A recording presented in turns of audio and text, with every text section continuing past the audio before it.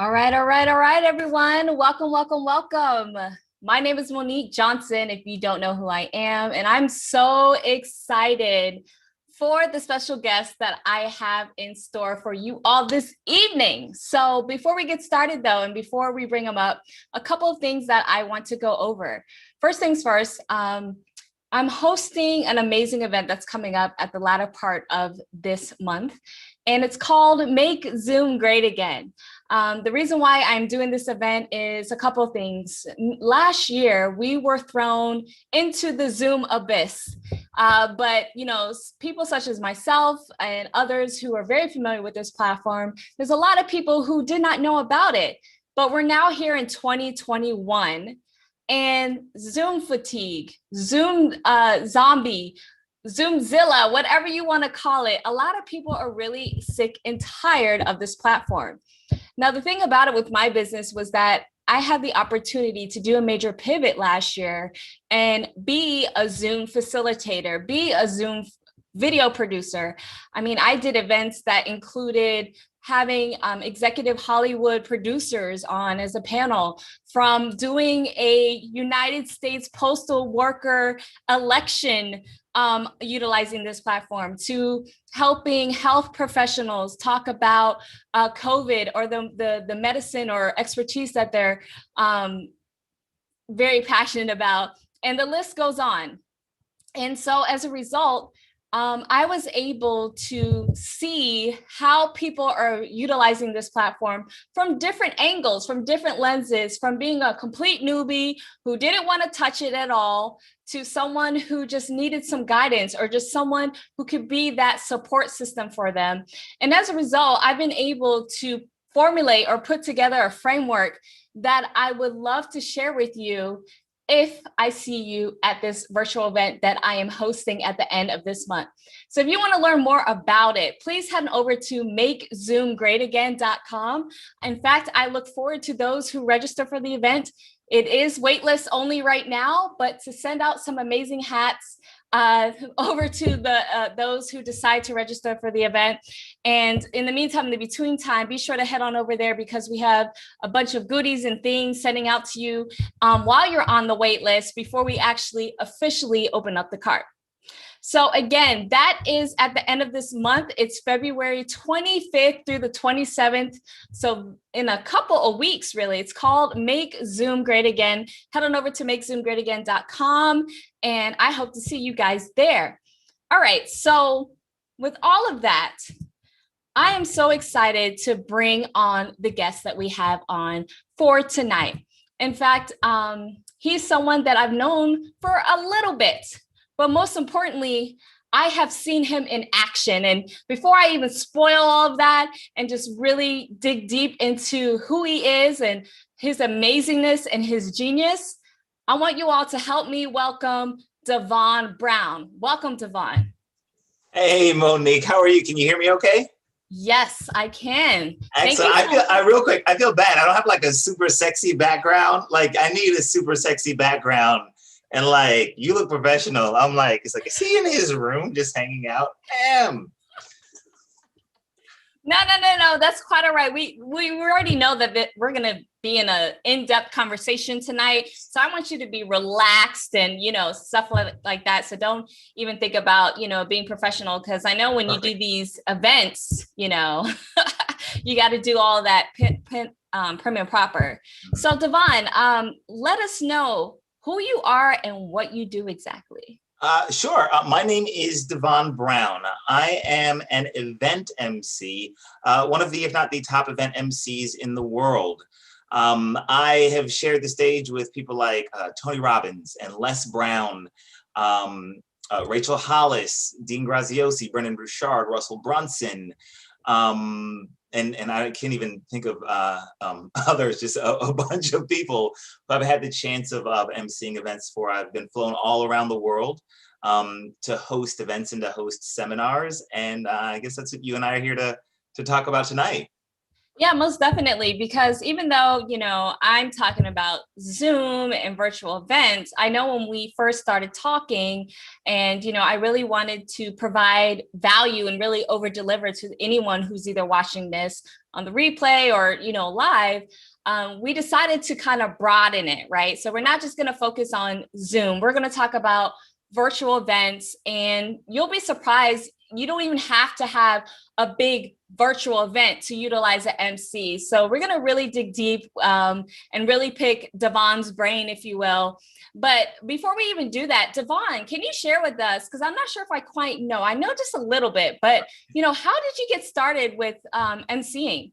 Oh, that's a good question. So it kind of happened on accident a little bit. What happened was back in 2005, I was working for an internet marketer guy who was teaching people internet marketing. And I was doing phone sales for him at the time. And about 3 months into our relationship,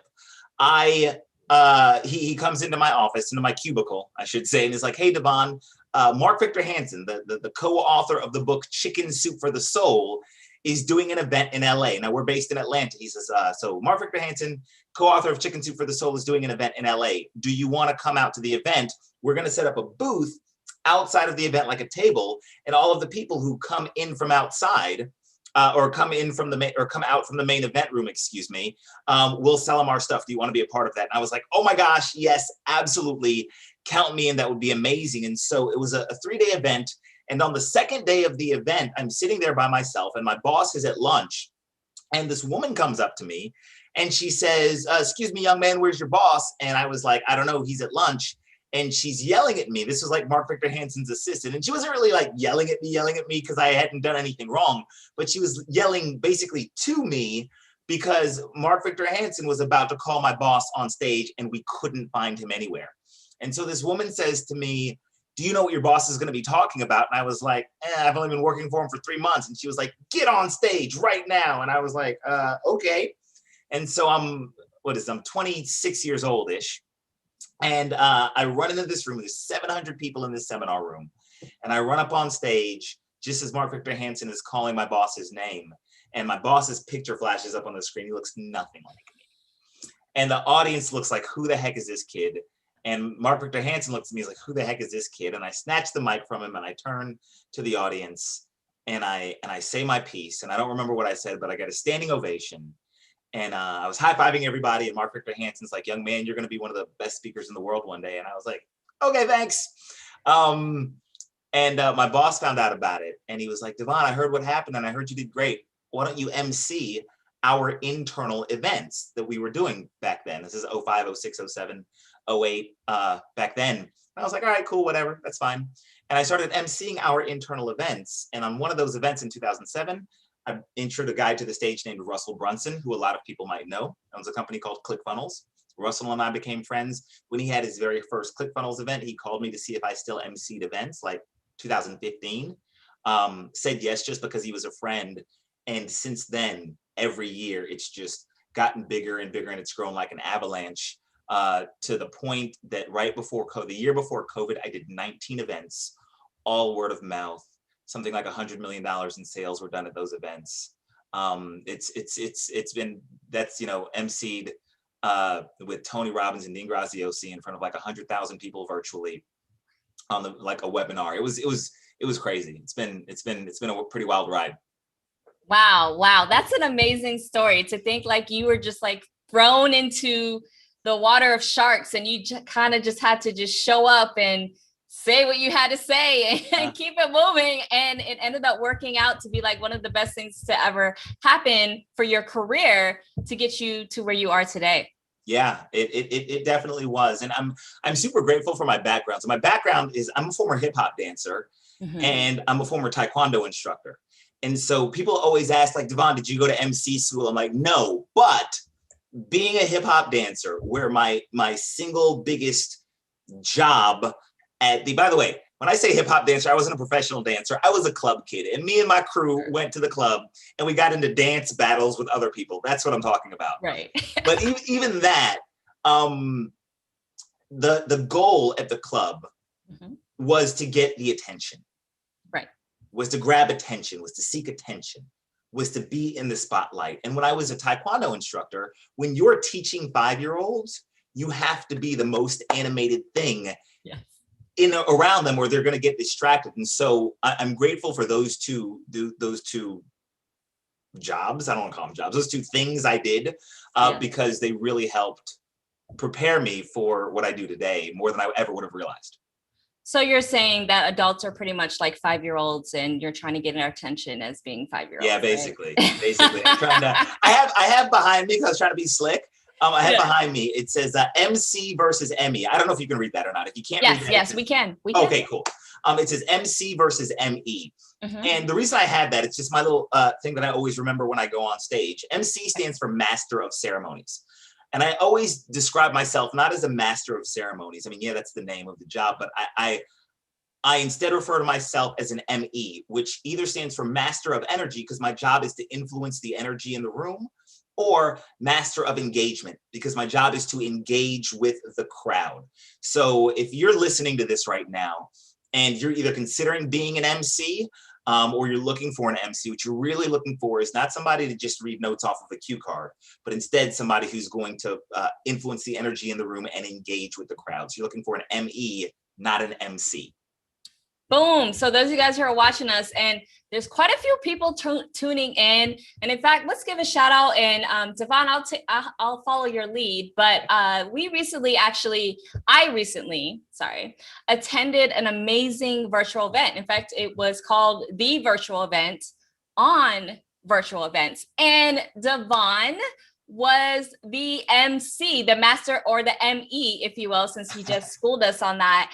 And in fact, I've seen Devon MC or ME for twice, 2 major conferences. So this is my very first time seeing him do a virtual event, and he did an amazing job. So Devon, let's give a shout out to that amazing event that we recently attended.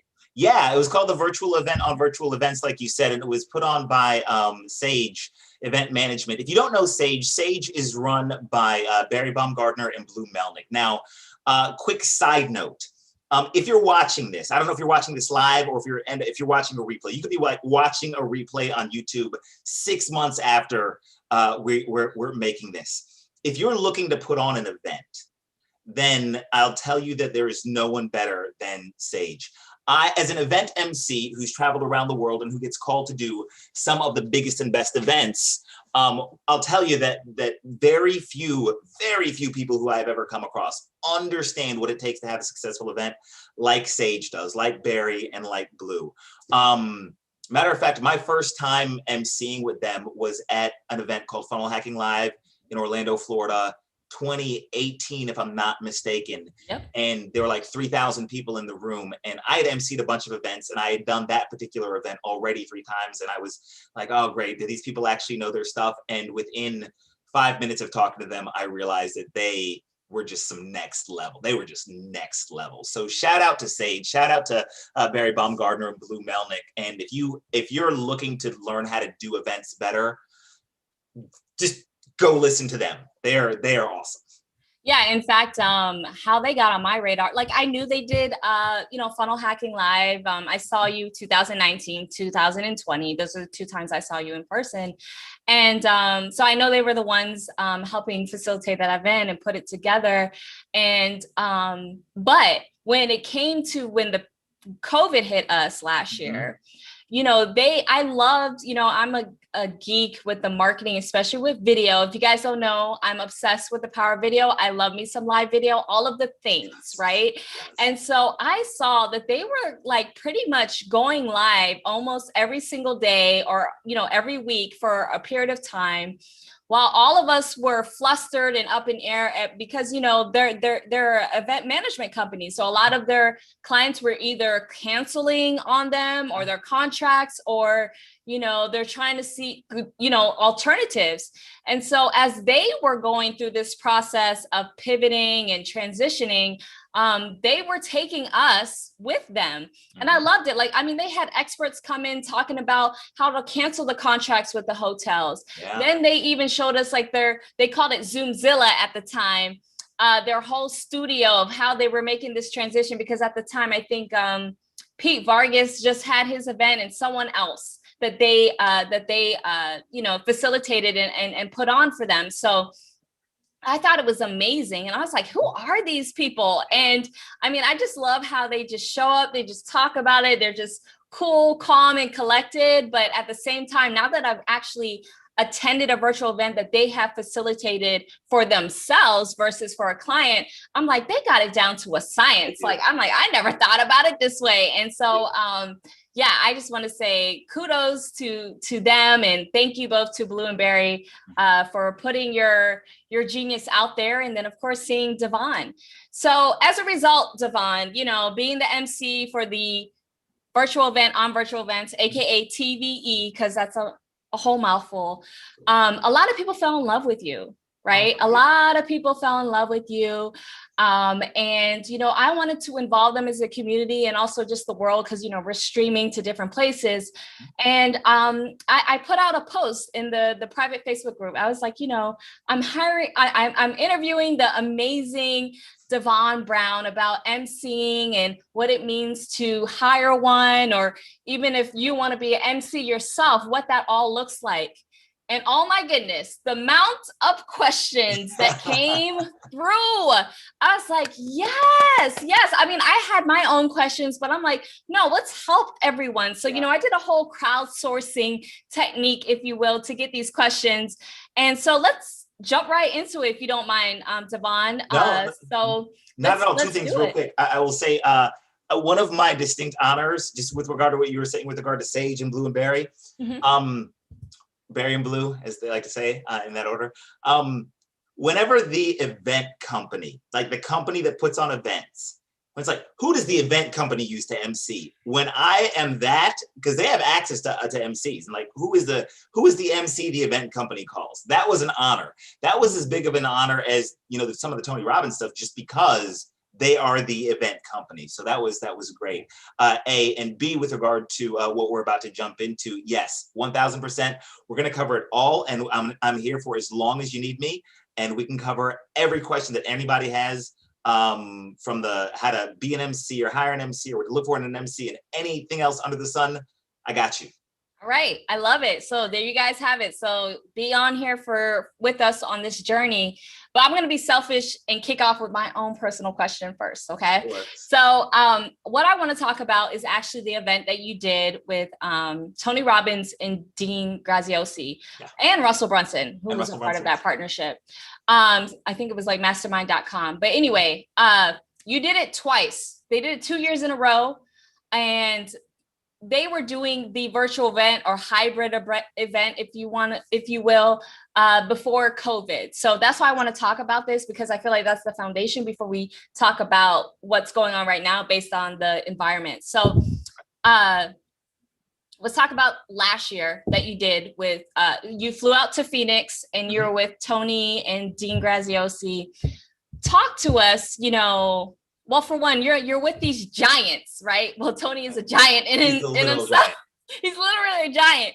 But as far as the planning and having to go out there and having to do, I don't know if you do just rehearsals or was it just some notes? I know, I mean, I remember you were showing us behind the scenes, like the notes and things like that. So talk to us about like, okay, Tony, or I guess Dean or Russell calls you up, hey, Devon, we're going to do this virtual event again and flying you out to Phoenix. Like what goes into how far ahead, like what goes into the initial planning process? It's a good question. So it's usually one of their people. Like I have like one of their people is my point of contact. So one of Dean's people, great guy, his name is Jeremy, as a matter of fact. So Jeremy hits me up and now we're friends now. It's just me, Devon, yada, yada, yada, Tony Robbins want to come out such and such a date. Yes, great. Send over your invoice. Okay, but here's the to the question that you're asking. Normally, I'll know about something like that, or just any event in general, months beforehand. That one I only knew about a couple of weeks beforehand. It was a last minute thing. They decided that they were going to have so many people on it that they needed somebody to MC it. And so they just called me at the last minute and I was like, you're going to MC a webinar? That's not a thing. And they're like, yeah, it is a thing. And you're the one who's going to do it. So happy birthday. And I was like, okay. And so what happens is I spend time with Dean and Jeremy, Dean's point of contact, before the event. And this is one thing I insist on. And if you're listening, this is one thing that as an MC, I insist on no matter who I'm dealing with. Before I come out to your event, you and I need to spend a minimum of half hour, preferably an hour, on the phone together or on Zoom together, because I need to get a good understanding of what your event is, what it's about, what your goals are, what are the points that you want me to hit during this. When are you? For this one, it was just like, it was more of an intro-y thing. But I was like, what do you want me to cover in this? How can I tee you up well so that when you hit the stage, you're teed up perfectly and the audience is ready for you? And so what I do is I take all of their input and then I massage it and I make it mine. Okay. That's the kicker, is I can't just say, oh, you want me to say A, B, and C, and I just say A, B, and C because it sounds scripted. I got to take A, B, and C, and I got to throw my own sexy on it, yes, as I like to say, and then I turn it into mine. Okay. Yeah. Okay. I love it. Then when I get there, it's not as much dress rehearsal as you would think. A lot of it, and this is a lot of this stuff is, Devon, you good? I think so. Okay, thanks. Bye. And so, yeah. Okay, yeah. Good to know. You keeping it real. I love that. All right. Yeah. Okay. So, in regards to that, so that event, if you guys aren't familiar, it was something that Dean and Tony did together with Russell Brunson, actually, and they teamed up to make this happen. And so when the actual event is happening, like, what is it like atmosphere wise for you? Because it's like, I remember you're kicking off the show, because I know they went live like maybe an hour or maybe 30 minutes before the actual live time. Yeah. So, dealing with that, keeping people entertained, getting them hyped and all that. And then, transitioning to each part, and they had a couple of guests, and then, they wrap it up at the end. So how do you allow yourself to structure, put your sexy into this outside of, okay, this is what they want to get accomplished, but also just dealing with describe to us like the environment with something like that, because that's what people are doing now, right? Right. Like, TVE, you went to the studio of Sage, and it's like I call it a hybrid. I know everyone has their different definition, but it's a hybrid of, it's virtual, meaning there isn't a physical audience, right, but there's a whole setup stage and studio and all that. Yeah, so it's pretty nerve-wracking, because it's kind of like you're on TV, and so you've got camera people and the people counting you in, and even with the virtual event on virtual events, TVE, it's like people counting you in. All right, 60 seconds to air, and 5 seconds to live, and 3, 2. And so you're talking into this nothing, right? You're talking into nothing. So Tony and Dean's one, when I first did it, we didn't have all the giant screens with all the people that I could look at. So I'm looking into this screen. And this, by the way, if you're ever doing a virtual event where you're not looking at people's faces, I want you to hear me on this, because this is really important for that. When you're looking into the camera, you have to imagine, or I have to imagine, that everything I'm saying is landing, is hitting perfectly. They all love me. And also, I kind of a little bit have to moderate my energy, because it's one thing to be in front of 3,000 people live and have all of their energies playing off of each other. It's another thing for me to be zooming into your living room and you're the only one there. So it's kind of a guessing game, but it has to be natural and it has to be authentic. But it's a little nerve-wracking, because you're looking into this camera and you don't kind of know. So you just imagine, at least what I do is, the story I tell myself is that they love me. Everything I'm saying is hitting well. I've got my bullet points in front of me behind the camera so that nobody can see. And I'll just go over the bullet points while I'm keeping a track of time, because that stuff is run like a production. And then I'll make sure I hit all my bullet points, and then hopefully I end right on time. And if I don't, I better, adjust on the fly, but not make it look like I'm adjusting on the fly. Got it. I love it. All right. So let's get into these wonderful questions that we have here. I mean, there's so many. I don't know how to start, but okay, we'll do it like this. So what is needed to be an amazing MC or master of energy? Good question. So the first thing I would say is you have to understand that as much as you love the audience and as much as you love attention, it's not about you. Let me be clear about, I love myself. I think I'm awesome. Monique, you and I know each other, and we have hang out at the same masterminds and stuff like that. Like, I have no problem saying I love myself. But I started being a great MC and getting callbacks and getting invited to things I had never in a million years would have thought I would have gotten invited to, when I put my ego on to the side and said the event comes first. So I come at this from the perspective of what can I do to serve the event? What makes a great MC is not the ability to read a cue card and bring somebody to the stage. It's one, to engage with the crowd, right? And to do so in a way that brings the crowd to the energy level we want it to, such that it positively impacts the event. So a good MC will never show up cold and just go on stage. A good MC will talk to you, the event promoter, beforehand, learn about your event, learn about your audience, and then show up. Like, I never show up the day of an event. I always show up the day before, and then I always meet with the people the day before. So if I'm there for a Friday, Saturday, Sunday event, I actually show up on Thursday and I don't leave until the day after the event. And all day Thursday, I'm meeting with my people and just making sure that I'm on the right page. So yeah, love of a crowd and great personality, but also knowing that it's more about the event.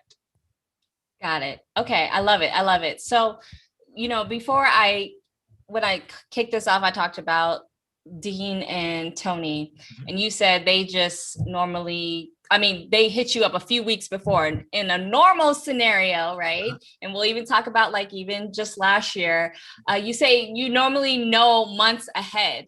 So what does that look like? Generally speaking, how far in advance are you normally vetted for, or I guess the whole hiring process goes for you before you actually get, you know, you're the official MC?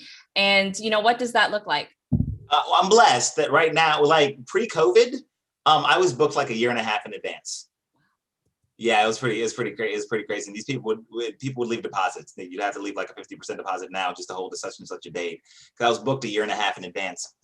And even now, post-COVID, now that people are doing more virtual events, I'm still getting booked months in advance. But the way that it normally works is that somebody will reach out to me and they'll say, "Hey, Devon, will you do my event?" And I'll say, "Tell me about your event," because the truth is I need to make sure that I'm a good fit for you and that you're a good fit for me. If they don't know who I am, I will say, "Hey, you need to probably do some homework on me. Go to devonbrown.com/MC. The very easy site. Go to devonbrown.com/MC, watch my hype reel, see if I'm the person for you. And if I'm not, no big deal. Show it to whoever you got to show it to. And then what happens is assuming the dates aren't taken, I'll go ahead and pencil them in on the dates. And then they'll usually leave a deposit. And to be honest with you, I normally don't talk to them again until a month before the event's going to happen. So if somebody books me 6 months in advance, they might leave a deposit. Let's say it's January and they're doing something for July. They'll leave a deposit in January. And then, I mean, I'll save the dates, and then June comes along and then we'll touch base again. And then we'll get into some deep dives on their event and what's going on with their event, and we can go from there. It's interesting you said that, because this brings up a question, and I remember I saw that as one of the list of questions we have here. So if that's the case, like, how much research do you do for a brand or a client before it's time for you to show up to the event? Like, how much research do you do ahead of time? And then what is your process for that? Sure. So if I've never done the event before, then I do like to event stalk. So the first question I ask is, do you have something from the last event you've done? Because often by the time they're getting to the point where they're hiring me, this is not their first rodeo, often. And so I will go on and I'll do a search, or I'll go to their website. I'll watch all their videos, not all their, I mean, it's like 8 hours of videos. I'm not watching 8 hours of videos, but I'll watch whatever their sales page is. If they have a sales page for the event, I will read every word of that, because I'm going to pull so much from that anyway. I'll watch that and I'll make sure that the event's in line with me and that I'm in line with the event. If they're looking for somebody to just stand up there and read cue cards, I'm like, yo, I'm not your guy. because I'm gonna be dancing with people in the audience, and if that's not you, no big deal. But we're not gonna be a fit. But the other thing I'll do sometimes is I will go, if they have a Facebook group, I'll stalk the Facebook group. So I'm big on event stalking because like I need to know your audience, I need to know your crowd, I need to know your buzzwords, I need to know what your culture is, because that's going to help me do my job better. And any good event MC should be doing homework on your culture. Now that being said, this is an important tip, so I need you guys to listen closely to me on this. How to say this?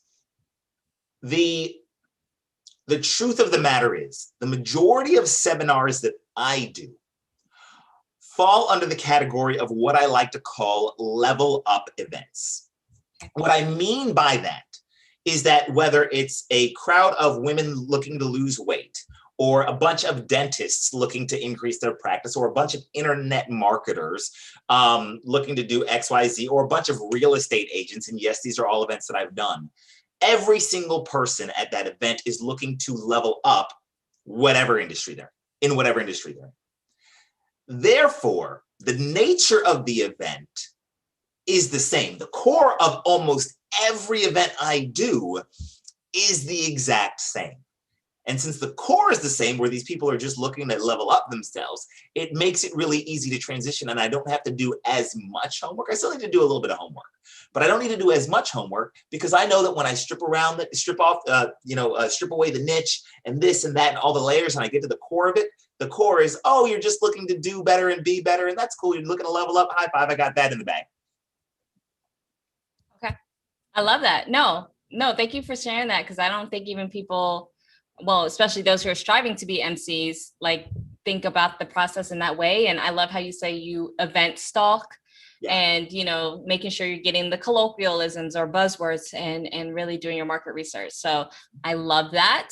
Now, with that said, as an MC, everyone thinks that you're just the person who is kicking off the show, ending it, helping transition, keeping you updated if you're falling behind or last minute changes, etc.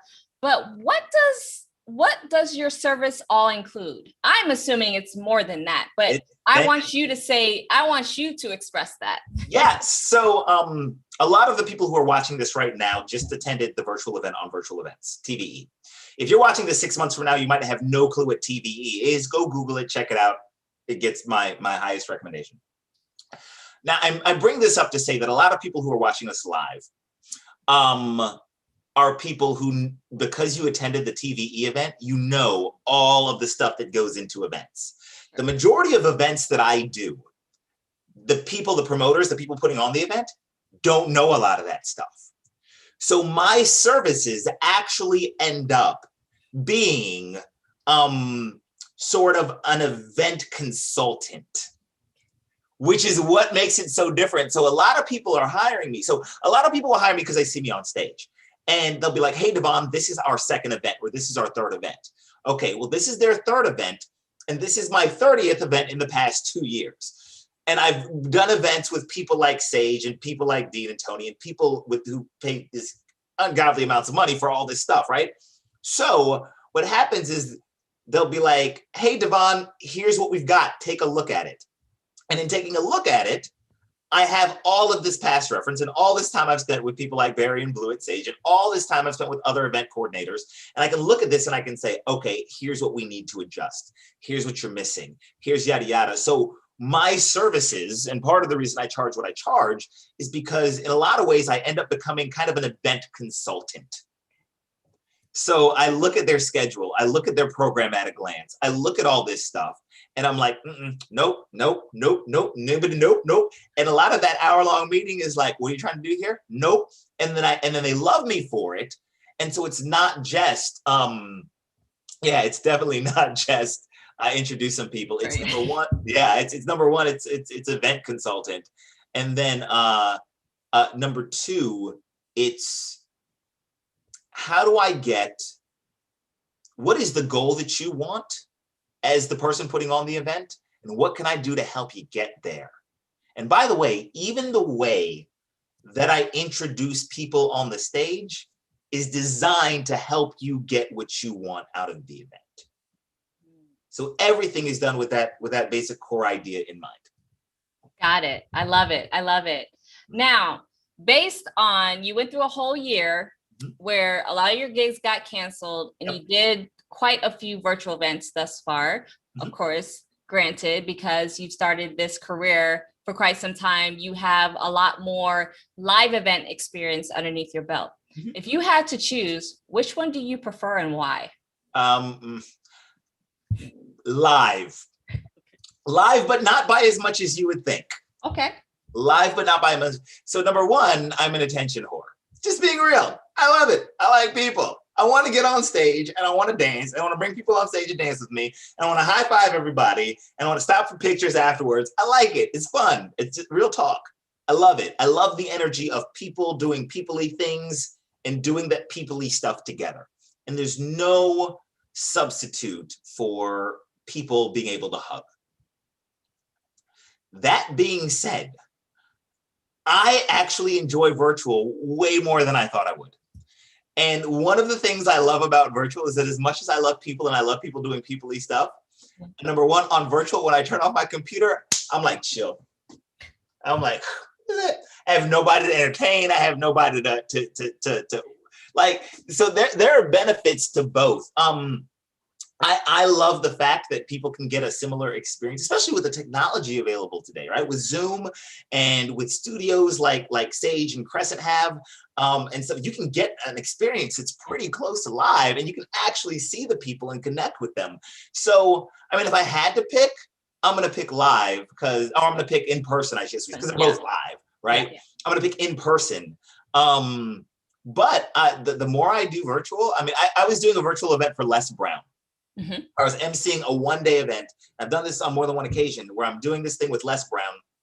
And from right here, with this exact camera, with this exact background, and I did it. And when the event was over at like 5:30, I took off my jacket, went downstairs, and just turned on TV. And I was like, blah, blah, blah, blah. And it was I'm not gonna lie, it was really nice to have a short commute. So. I love it. Yeah, thank you. And actually, just based on what you said, it actually sets up for the next question that I have. Okay, so people think, or I'm going to assume that a lot of people assume, oh, if I'm going to have an MC, especially with virtual or even in person, like it has to be this grand production, or it has to be like hundreds of people and things like that. So based on your experience, based on what you went through last year and just your overall experience, I'm trying to think how to structure this question. I don't want to say, what is the bare minimum or maximum amount of people that you need, but, what are certain types of events or setups that you think could work for those to say, okay, you're going to need an MC for this versus, you probably don't necessarily need one. Yeah. So that's going to be really situational. A few things that I've seen and done before. Number one, if you're holding an event where you're the only speaker, then do you need an MC? One school of thought is that you might, because it's some of the events I do are with one speaker the whole 2 days or 3 days, and they wouldn't trade me for the world because it's one thing to manage energy, it's another thing to deliver content. It's one thing to manage energy and buy time. It's a convenience. It's icing on the cake to have someone to manage energy and buy time while you are in the back studying your notes, making sure that everything is good to go for what's next. That's one school of thought. Flip side of that is, let's say you've got an event with a lot of speakers. If you have an event with a lot, like the hardest events that I do are events with a lot of speakers and fast turnaround time. Those are literally the hardest events I do. There's an event that that you and I both know called Funnel Hacking Live, right? Big internet marketing event, thousands and thousands and thousands of people in the room, 24 speakers, and some of the speakers are only speaking for 20, 30 minutes. And that is work. I like real talk. That is the hardest work I have because I got to go back and then I got to prep for the next person and jump on stage, especially if you don't know the speaker. So I don't know that there's a bare minimum. The biggest crowd I've ever done virtually, it was over 100,000. In person was, I don't know, 5-ish thousand. The what was I gonna say? The smallest crowd I've ever done was a crowd where they were expecting 220 showed up. But they still loved me because the person putting on the event was like, I am not emceeing a squat. He just wanted to speak for his 1 hour and go take a nap in the room. And I ended up running the whole event by myself, which is why I'm like, dude, you're just gonna pay me top dollar. But yeah, that's a really hard question to answer. I don't know that there's what I will say to a lot of people is if it's your first event, try it without an MC, just so you get a feel of what it feels like to MC and to host and to manage that thing by yourself. Save yourself a little bit of money. Or if you can find an MC that's on the come up who can do it for free or cheap, start there. Love it. Love it. Yeah. Because even like based on my experience and what I've been doing last year, you know, there's a lot, especially with Zoom, right? People will have panel discussions. And I worked with some people who did not have like an official moderator, which to me was kind of weird. Or, you know, I felt like the energy could have been different if they did, you know, bring in an MC or, right, you know, not someone like official like you, but someone that can kind of just keep the energy going and keep you on time. Because that was another thing, you know, but yeah, it's just very interesting. And so and there were some times where I'm like, you did not need an MC for this. So I just wanted to see like from your lens, like what that would look like and stuff. Now, a very popular question that came through, I think it was asked like twice or 3 times, was how much of your performance as the master of energy scripted versus off the cuff? And how do you go about doing that? Okay, so the answer is yes. The answer is yes. So, okay. I'm gonna give you kind of a long answer here because this is multifaceted. Number one, the most important part of my job is the first 15 minutes I go on stage on the first day. That's the most important part of my job. Matter of fact, you were talking about this earlier. I've got my travel bag here with me. Okay. This is my bag that I take whenever I travel. And inside this top section of my travel bag are these little pieces of paper that are from hotels. And I'll pull a couple of these out just to show you. And if I lose track of the question you asked me, bring me back to it. But I want to cover up a couple things. So you'll see these notes that I have here. What I do is I spend all night, the night before an event starts, writing down and scripting out my first 15 minutes. Now, I've got it pretty much templatized, but every single event I've ever done, I take the notes, I take the template, I take every single one, and I've got 3 dozen more in my bag, right? And what I do is I commit this to memory because that first 15 minutes is scripted, but it can't sound scripted. It needs to sound natural. So first part of the question is how much is scripted, how much is natural, or how much is off the cuff? A lot of it is scripted, but if I'm doing my job right, you don't know it's scripted because it's supposed to sound natural, right? And that's why I spend all night the night before sticking stuff into my memory, telling myself stories. And when I'm walking around with notes in my hand, I'm trying not to read them. They're just there as a crutch in case I need it. Number one. Number two, a lot of times, especially when I'm working with people like Barry and Blue with Sage, because 20% of the time I'll have an event coordinator or a manager or a boss. Like Barry, when Barry and I do events together, she's my boss, quote unquote, right?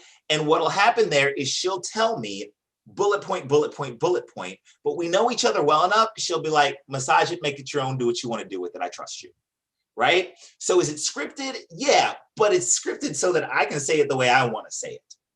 That's the second thing.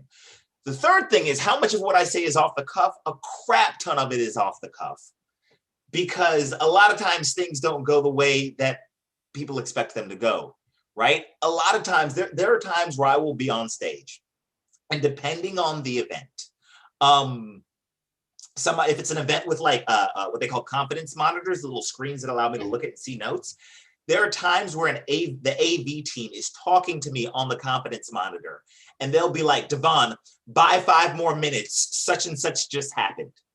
So there are times where literally while we're live, I am sitting here thinking in my head, holy crap, I have to buy X more. I remember, quick side story.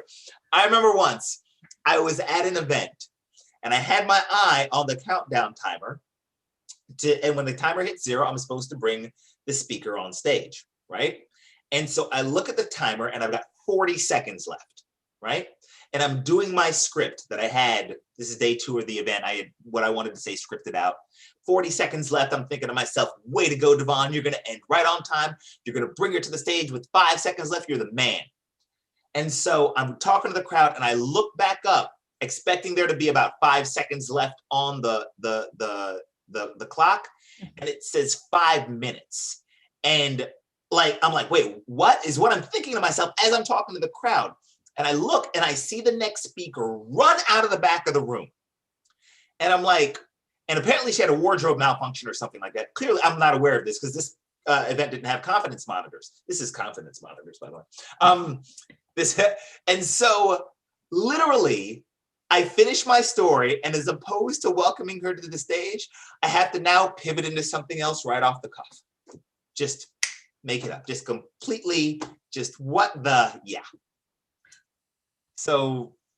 Yeah, I know. I like that because it hit me just recently, you know, when I asked you to do this amazing interview. And guys, those of you guys that are watching us live, let us know in the comments if you're enjoying this, because what Devon is sharing is just real. And I knew this was going to happen, but the whole science that's going on in his brain and just letting you know, like, what are the type of things, especially those who want to be an MC, that are thrown at you. But like my husband, David, he loves comedians and he's like an old man critic. Like you can't, the typical comedian that might be popular amongst a lot of people, he's like, nah, he's all right, you know, whatever.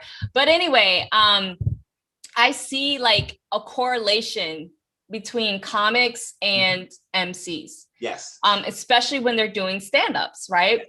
And the thing about comics is being amazing storytellers. Mm-hmm. And I want to ask you, I mean, I know this question, but this is for those who are watching, how important storytelling is when it comes to your career as an MC, and then how to go about becoming a great storyteller. Because from me seeing you live in person, I can tell when you're like, okay, I got to whip up this story real quick, or, you know, he's going to the storytelling mode. So I would love for you to share that.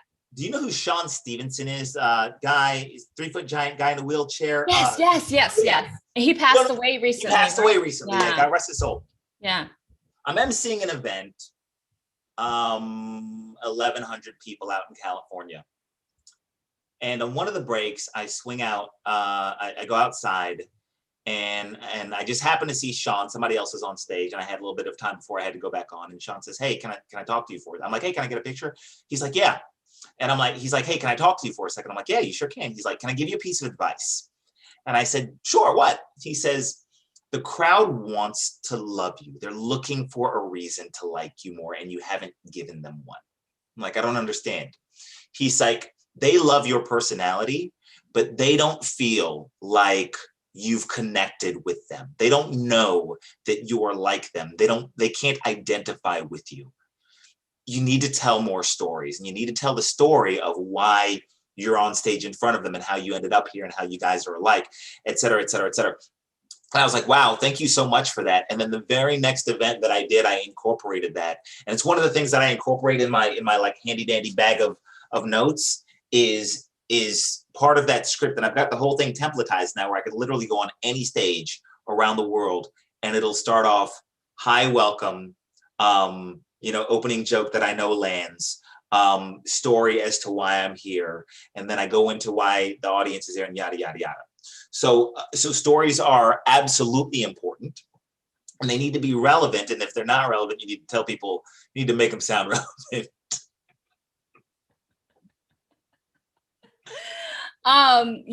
Yes, you're so right. And thank you for sharing that story, by the way, with Sean, because you're right. like I said, I feel like you all, as far as comics and MCs, there's a strong similarity.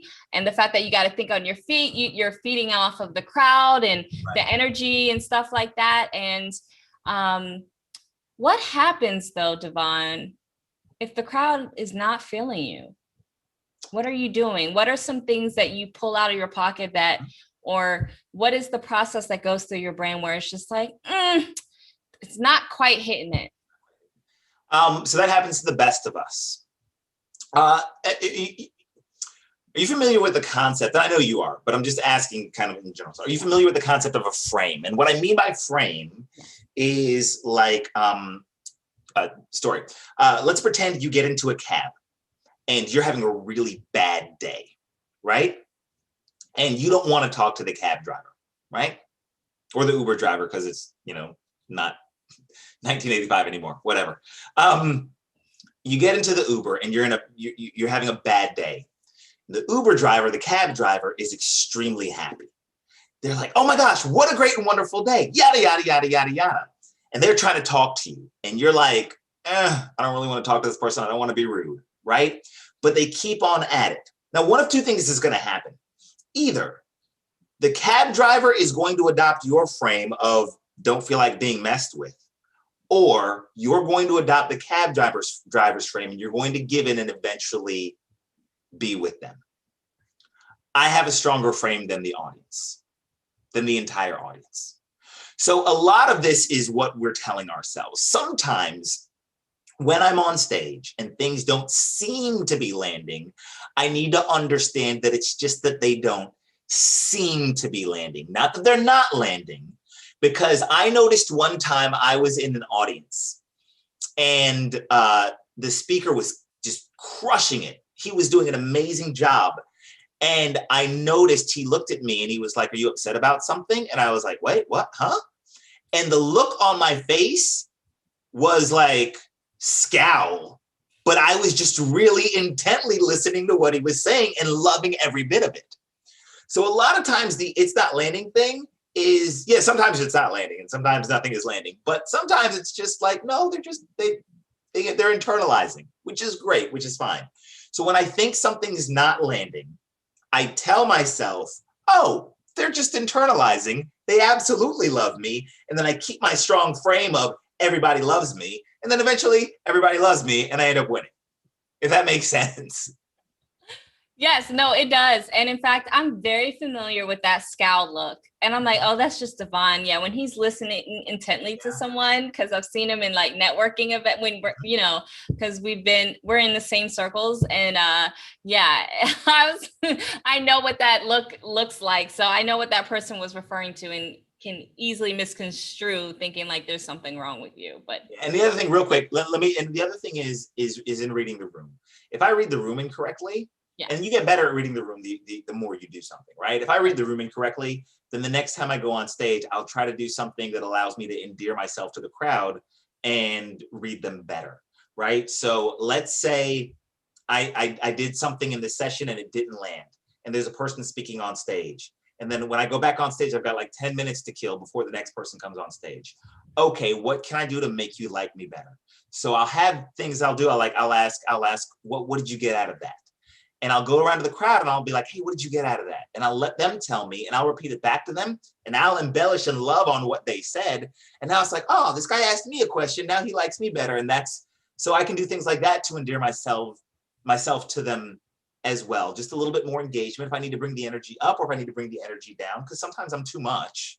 My default setting is too much. That's okay. If it's authentic, that's okay. I'll bring it down a little bit, keep it authentic. And they'll be like, oh, I thought you were a little bit too much, but you know what? You're cool now. I love it. I love it. And in fact, just like a comedian, everyone has their stick. I don't know if I said that right, but yes, for you. And, in the marketing world, if you will, we talk about infotainment, sharing information and being entertaining with it. You are the entertainment, right? MCs are the entertainment for that events, whether it's virtual or in person. And you have been blessed to know how to dance. Like, guys, the man can dance. So Two-part question. Number one, what makes you a great MC outside of dancing? Mm-hmm. And number two, what if a person don't have the moves like you? How can they be entertaining? Great. So two things. What makes me a great MC aside from dancing is that I actually understand the business side of this world. Like it's so fun. You know, something, one of my favorite things that happens at events is not entertaining. It's the education part of it. It's the information part of it. I do enough events now where people will say, or like the event promoter, the person putting on the event will be like, hey, Devon, can you do me a favor? Just go kill 30 minutes. I've literally had somebody say, go kill 30 minutes. And I'm not dancing with y'all for 30 minutes. That means I get to teach. And one of the things that I love doing is actually teaching when I'm on stage, little micro stories or connecting things speaker says, or if I heard something a speaker said that I know is really powerful for the crowd, I'll really stress that, or really just make sure that point, drill that point home with them. And they love that. And so it's this mix. And so, yes, I am absolutely entertaining and I love being entertaining, but entertaining is literally 50% of it. Not even. It's probably 40% of it, 35, 40% of it. It's a thing that a lot of people remember, because how many events do you go to where you're doing the MC hammer dance and doing hammer time on stage? So you remember that. But when we look at it, the actual time of me on stage dancing, it's maybe 35%. The other 65% provides the balance for that. So what makes me a great MC is not the dancing.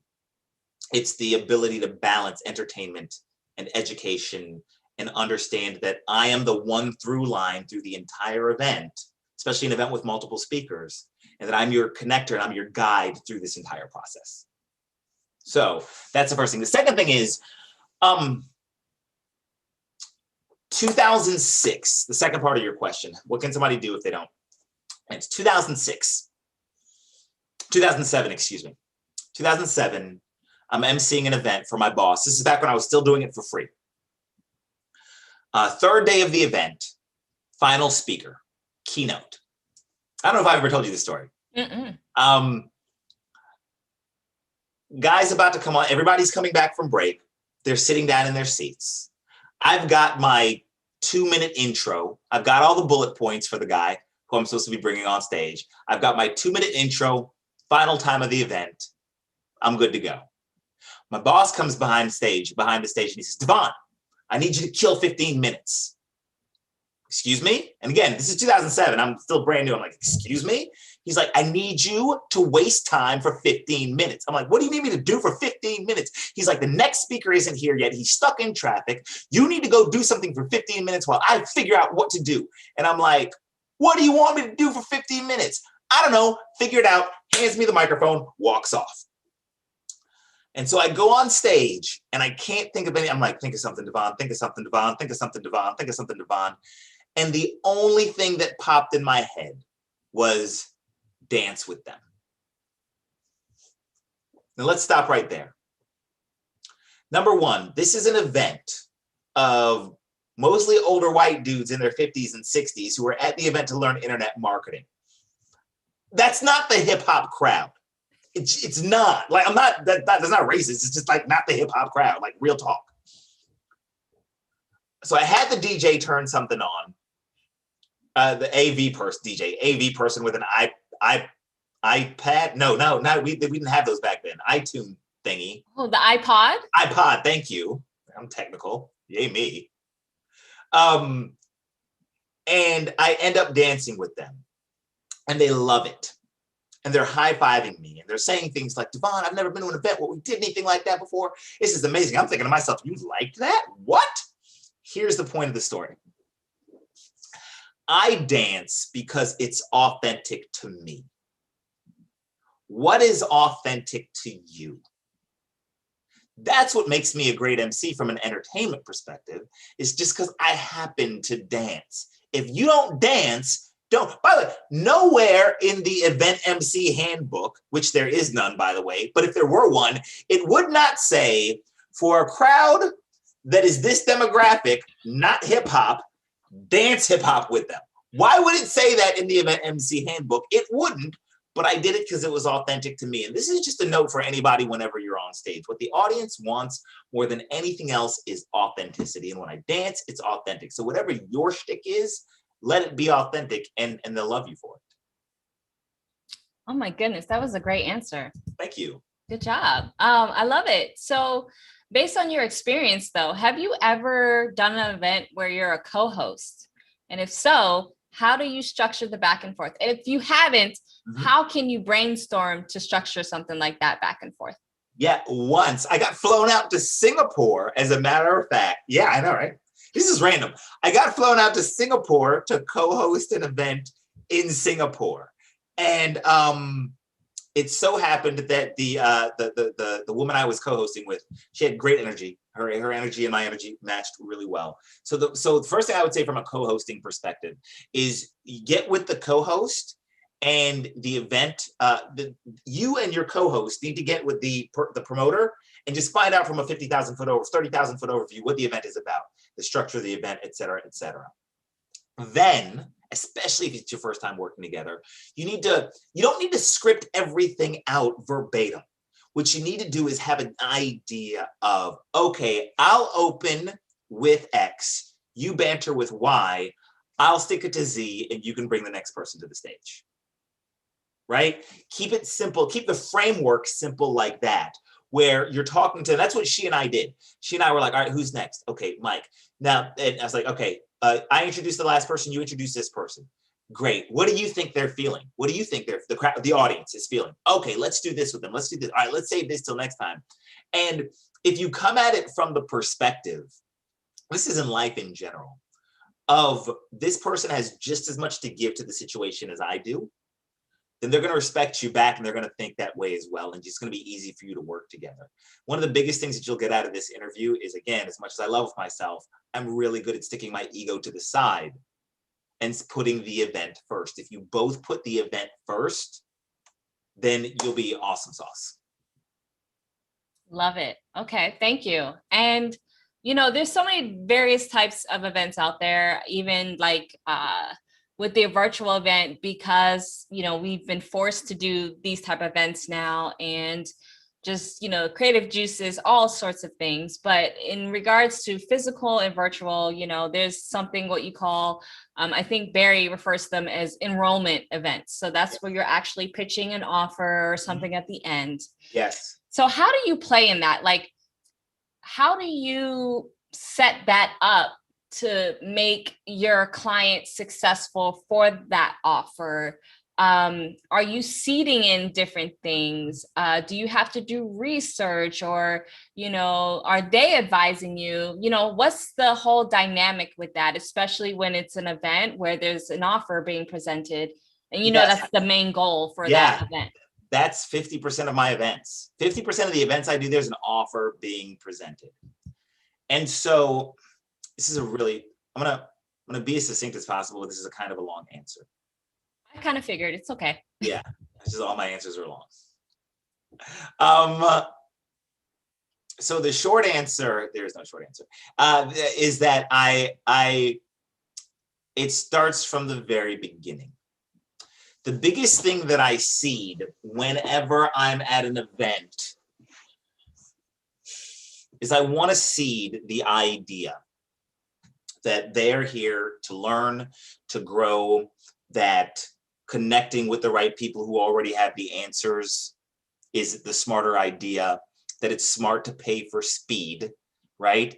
That your network is your net worth, and the more you up level your network, the more you up level your net worth. All of these ideas that if you believe them, then you're going to be more likely to say yes to an offer, right? So I tell this story sometimes where I'll be like, so I'll do this at an internet marketing event. I'll be like, how many of you guys have your autoresponder? Yeah, and the people will raise their hand because they know what an autoresponder is. It's this thingy that sends emails for people. I was like, can I tell you guys a quick story about my autoresponder? The first time I ever got an autoresponder, I sat there for 45 minutes trying to send out how to send an email to 4 people on my list, because I only had 4 people on my list, and I was trying to send emails 45 minutes. Just then somebody walked by who I was in an office, and one of the tech team walked by, and I asked her how to send the autoresponder message, and she said, Devon, it's literally this button and then that button. And I sat there for 45 minutes trying to figure out something that literally took 20 seconds. Somebody else already had the answer. How many times have you done that in your life? Just think about that and stop trying to do things the hard way and figure out things yourself. That's a quick 2-minute story, 30-second story, where it's like, I need to stop figuring things out myself. And it's a true story, and it's not anything sleazy or anything. It's an actual story, and it really happened. And I believe in the concept, so it comes from a place of authenticity. So that's one of the things that I'll do, is I'll seed little stuff like that throughout the event. The other thing that I'll do is I got to make sure that people are in the room for the event. So I have to be cognizant of things like, all right, when they're coming back from this break, what do they need to do? How long should this break be? What needs to happen before the break? What needs to happen after the break? Things like that. And that starts all the way back on day number 1 with setting the right, which is why that first 15 minutes is so important, because I got to set the right expectation from the jump. So it all goes into it. I mean, there's no, if you gave me half an hour, I could probably sit down and list all the things that I do. But the short answer is I'm constantly thinking about what the end goal is that the promoter wants. And if it's an enrollment offer, great. And then I'm working backwards from that and thinking, what do I need to do to assist with that? I love it. Okay. I like that. So another very common question I just realized here, and we actually learned this directly from TVE. So if you're watching this live and wondering, or replay, TVE is the virtual event on virtual events hosted by Barry and Blue from Sage Event Management Company. What is you've already mentioned one, and you kind of said this saying, I think you mentioned a story saying, if you don't like dancing, we're not a right fit. But what are your non-negotiables when it comes to clients? Oh, that's a good question. That's a hard one. I'm blessed that the majority of the clients that I get are from people who have seen me on stage before.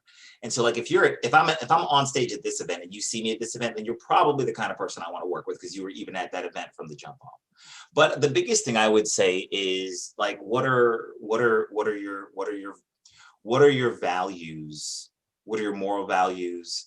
And do they match with mine? And if they don't, then it's not worth the money. Like, I got invited to an event. I got invited to be considered for an event where I just disagreed with everything politically that these people, who they were and what they stood for, and good, bad, right, or wrong. But if it's inauthentic, if I cannot go on stage in front of your audience and be authentic, if everything that you're doing and saying is the antithesis of who I am or what I believe, right? Like, if you're like hardcore Christian and you get invited to do a Planned Parenthood event, then you're gonna say no, because that's not a good match, right? And so that's probably my biggest takeaway, or my biggest non-negotiable. It's just, if it's not a good fit, it's not a good fit, and that's okay, and I'm okay to say no with that. The other thing I will say is, how do you treat your audience? If you don't treat your audience respectfully, and I've seen a couple of events where I've just been in the audience and I'm like, I would never MC for this person, because this person is not about giving value at all. They're angry with the crowd for not buying, or something like that. Like, they're yelling and they're berating the crowd for not buying. It's like, you know what?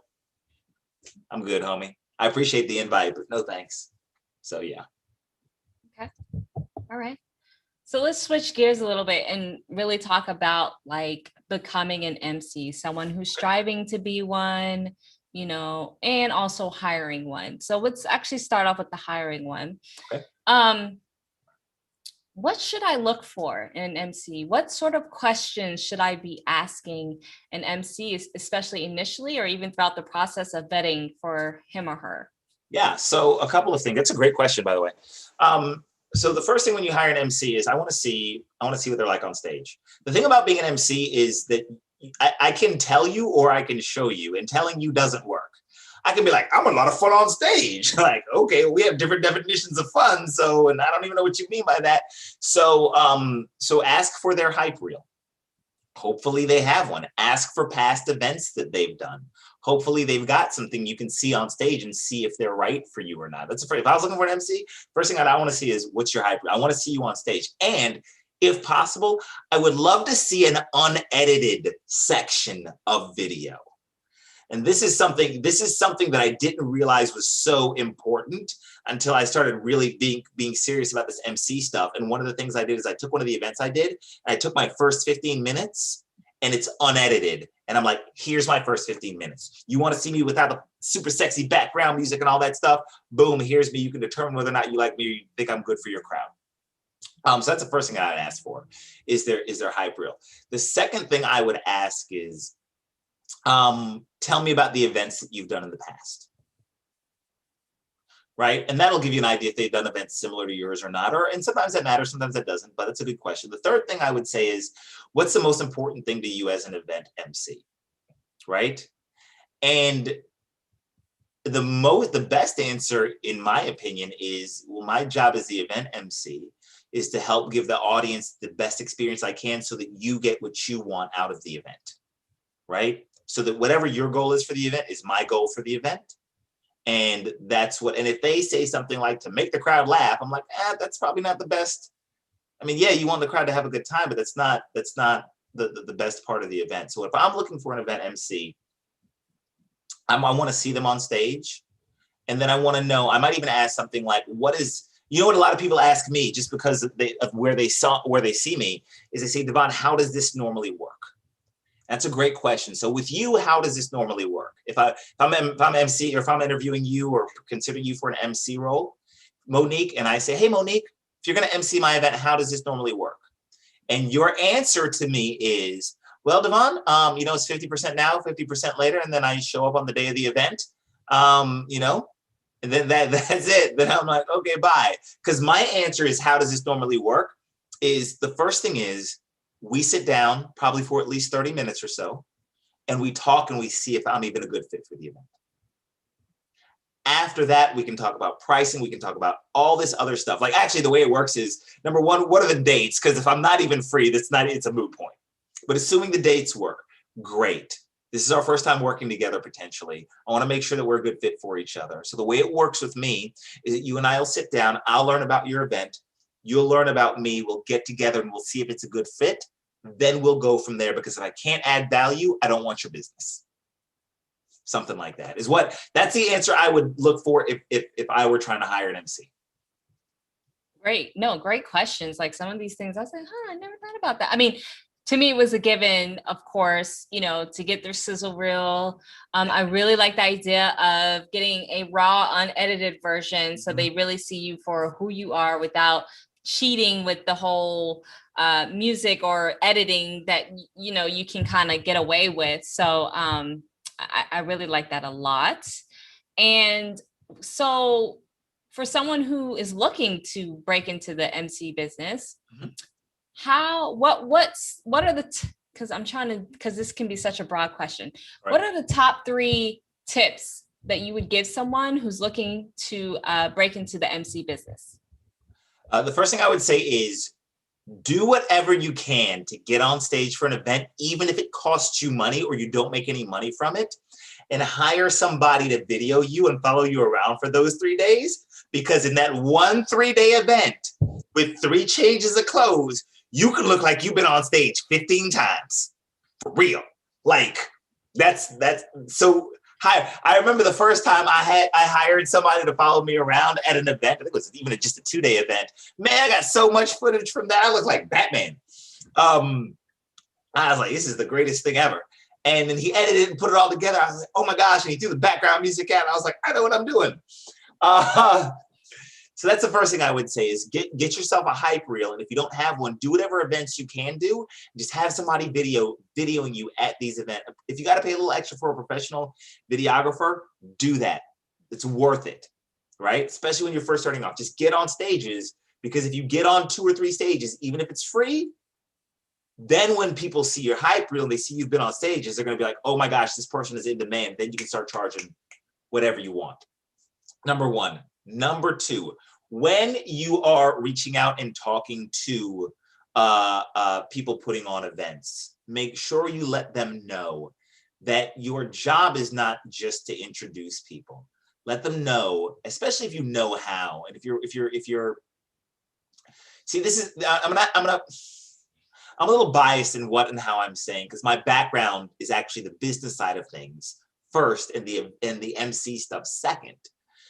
But as an event MC, one of the greatest attributes that you can have is understanding the business of events and telling and letting that promoter know, that event promoter know, especially if it's their first or second or third time doing an event, that, hey, you can lean on me for expertise with regard to your event. So one of the things that people love the most about me when we have that initial consult is I'll straight up telling them, hey, let me just give you some free advice. When you're doing X, do Y. I've seen it work better like that at a million events. That's the second thing I would say. The third thing I would say is all right, this is important. This is probably the reason that I get called back to more stages and get asked to redo events as much, if not more, than anybody I know. I need you to listen to me on this one. This is important. All right. So a few years ago, I'm at an event, big event, and I see the MC on stage, and I am thinking to myself, and this is a few years before I really popped and became the world's best, if you will. It's a few years before that, but I'm pretty good. I get into this event and I see this guy on stage, and I'm like, oh my gosh, this guy, we'll call him Bob. Bob is on stage at this event. Bob must be the man. And when I see Bob on stage doing his opening few minutes, which I know is the most important part, during his opening few minutes, Bob's like, make sure you check me out on Twitter. Make sure you check me out on Facebook. Make sure you check me out on something. And as an event MC who does events, I'm thinking to myself, okay, one of two things just happened here. Either Bob is the man and he's allowed to tell people to check him out on Facebook and Twitter, or Bob's about to get in a lot of trouble, because I would never self-promote from stage, especially in my opening credits. That's not what it is. Not opening credit, whatever. My opening time on stage, my first time on stage. All right. Come to find out, I end up talking to Bob a few years later, and Bob's like, oh my God, I got in so much trouble for that. I'm like, that's what I thought. I thought you would. So here's what I'll say if you're trying to break into the MC world. It's not about you and your self-promotion. It's only about the event. That's it. It's only about the event. And if you're really good, and if you show the event nothing but love, and you don't shamelessly self-promote, you don't tell people to check you out on Twitter and on Facebook and all that stuff, and you just leave your damn ego at the door, then these people will love you and they will keep calling you back. And what will happen is you'll be so good that people will just ask you for that stuff anyway. I have never, not once, have I ever given out my website, my Twitter, my Facebook, my Instagram, nothing from stage on an event. Never, not once. I can attest to that. It's true. Never. But I get asked 100 times at an event. Yeah. Yeah. Because you're so good. Like, if you are authentic, you've been using that word a lot, and really showing up and over deliver, like that attention that you want, or people asking you for things that, you're like, is considered self-promotion, it's going to organically happen. So it's just a matter of being sure to put your client first and serve them and the audience, of course, before you even think about yourself, because that's your job as an MC. So I love it. Yeah, you're not a speaker. You're an MC, and it's right. You're not a speaker. You're not like a speaker. Like, speakers will get on stage and they'll self-promote and stuff like that. As an MC, you can't. As an MC, I got to put on the hat that says I work for company X. And the hardest thing about it sometimes is, and you and I both know because you and I have internet marketing backgrounds, and I own my own business. Like I have a 7-figure internet marketing company that nobody knows that I have because I never talk about it from stage. They don't know it. But so it's really hard when somebody in the audience is like, hey, Devon, what do you think about X? And I know the answer better than half the damn speakers on the stage, but that's not my role. It's not my role. So I'm going to default to whatever is best for the event. Yeah. Yes. Yes, yes, yes. So I'm gonna find this. I'm intrigued on how you're gonna answer this because you do have a background in business and marketing and things like that. But what have you studied, or what are you studying to keep up with your craft, to mold your craft? Or are there certain people, like specific, I guess other MCs, or they might not necessarily have to be other MCs that, you actually study, if you will, to kind of put that whole Devon Brown MC show together? I pay attention to other speakers because I don't see a lot of other MCs, especially at the events. I go to so many events a year that I don't often go to events where I'm not like on stage. So I never get a chance to see any other MCs. Because if I did like 19 events in a year, I'm not going to any more events. Screw that. No, I'm not. So I don't get a chance to see other MCs. But here's what I do. And this is really, really important just as a general practice. I pay it when other people are on stage speaking, regardless of the role, MC, speaker, guest, whatever. I pay attention to what I respond to. Anytime I find myself saying, ooh, that one's good, or I'll see somebody on stage, I'm like, damn, the crowd really loved that. I will make a note and I will say, all right, here is this thing. I'm gonna throw my own sexy on this, right? That's probably the biggest thing I do. So it's not that I study, and by the way, not that I'm opposed to it. I'm not opposed to not studying anybody. I absolutely am. But it's more so, it's an organic thing where I'm really like, I tell my brain, you know how when you're thinking about buying a red car, you see red cars everywhere? It's called your reticular activator. So I tell my reticular activator, I'm like, yo, pay attention to when the crowd responds well. And so the back of my mind, I'm always like, all right, if the crowd responds well, I'm like, what just happened? Jot that down and I can use it. No, that's amazing advice. I mean, I speak myself and I do the same thing. So I love that, the fact that even though you're an MC, and fine, granted, a lot of events you go to, it's not like you're not emceeing the event, so you don't really have the opportunity to see others in their greatness and genius zone. So I think that's definitely a great advice for anyone, whether you're an MC or you're a speaker yourself. So that's great.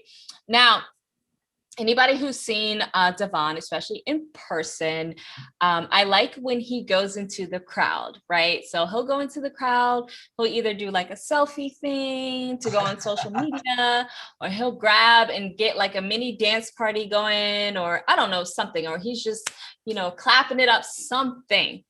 Now, there's this one question that I think is very interesting that came through, is that, Devon, how sometimes comics, they'll like pick on the person in the front row or somewhere else. So this question is more like, how do you go about, or if you ever, involving a participant, teasing them or without crossing the line, can you kind of describe that process if that is something that you actually do?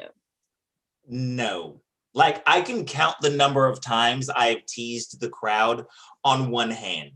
And I've been on stage countless times, and I can literally count the number of times I have teased somebody in the crowd on one hand. It's just not my jam. That's not authentic to me. And I know that if it comes across wrong, then I'm going to hurt somebody's feelings. I'm going to come across like an asshole. And so that's generally speaking a no for me, because I'm not a comic. But like I remember one event I was at, and it was like the second or third day of the event. It was my second year doing the event. I already had amazing rapport with the audience.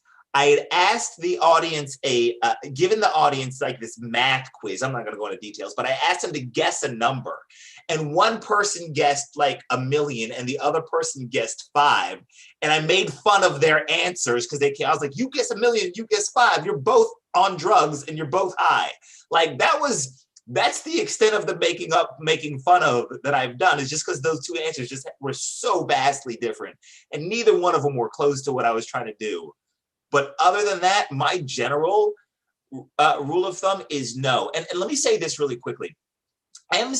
Comedians often make good MCs because they're fun, they're funny, they get the crowd laughing, and they're good on their feet. They're good at improv, right? So if you're good at improv, you can be a good MC.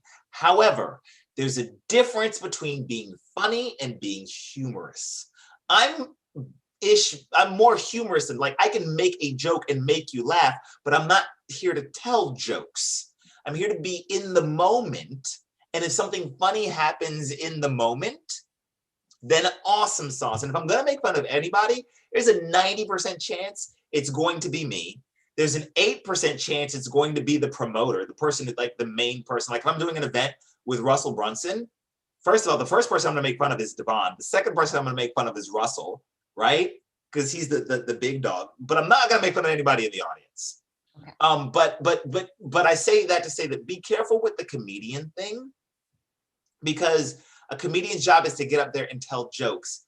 And that's great. I'm not saying that's a bad thing, but I'm more concerned with being funny as it relates to the audience and what they're there for and how it's going to help grow the event, as opposed to just telling a joke.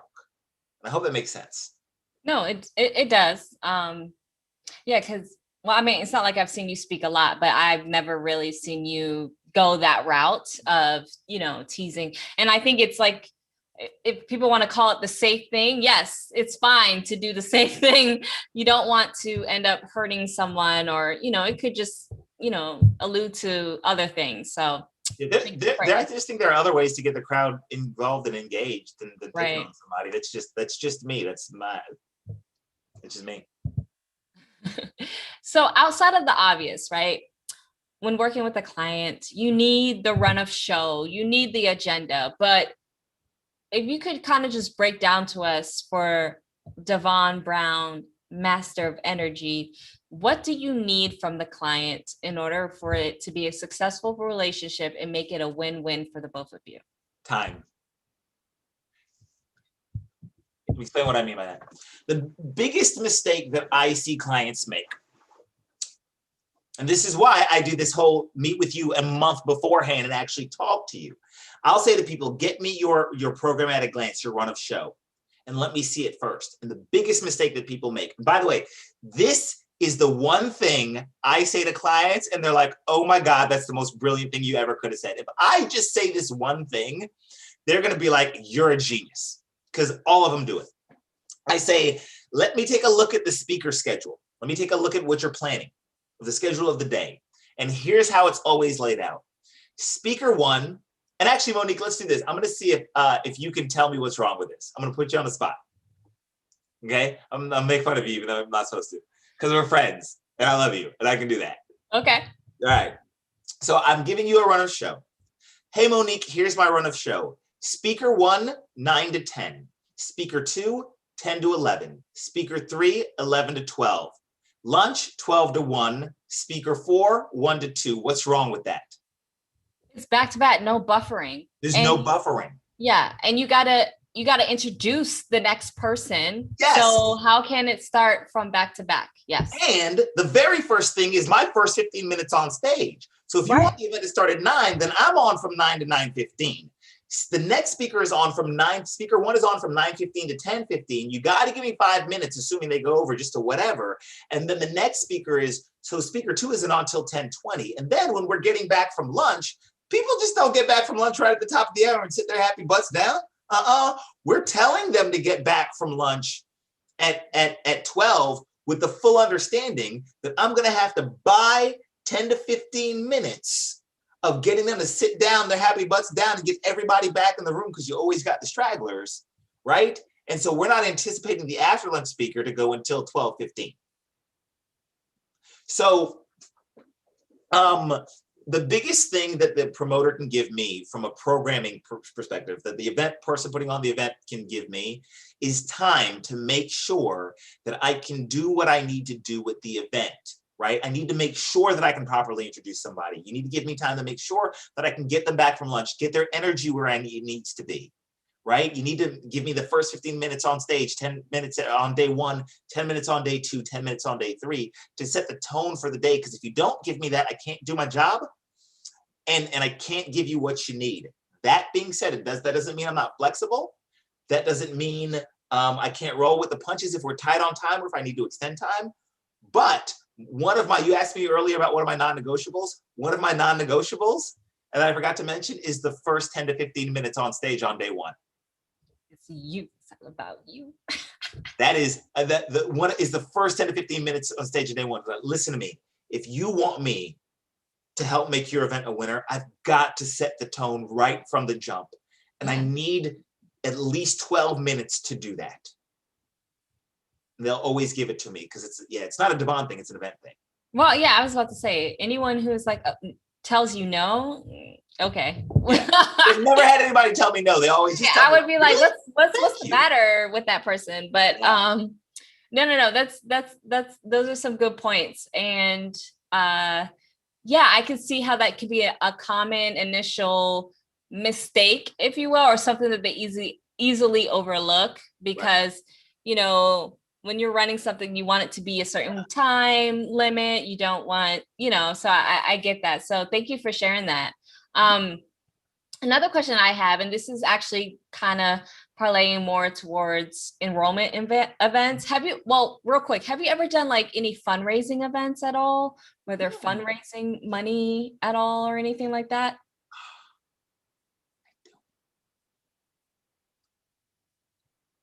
I have done not events that are straight fundraisers. Okay. But I've done events that have fundraising components. Yes, you have. You're right. I have. That was the hesitation. Yeah. I've been on stage for fundraising stuff, but it wasn't a fundraising event. Right. Yes, I've been at an event. I've done events that have fundraising components. You're right. Mm-hmm. But that are not fundraising events. But go ahead. Okay. Yeah. Sorry, that just like hit my head while I was gonna ask this next question. So in regards to enrollment events, let's just say, depending on whoever's running it, some people, they'll pitch on the second day out of a 3-day, or they wait to the very end.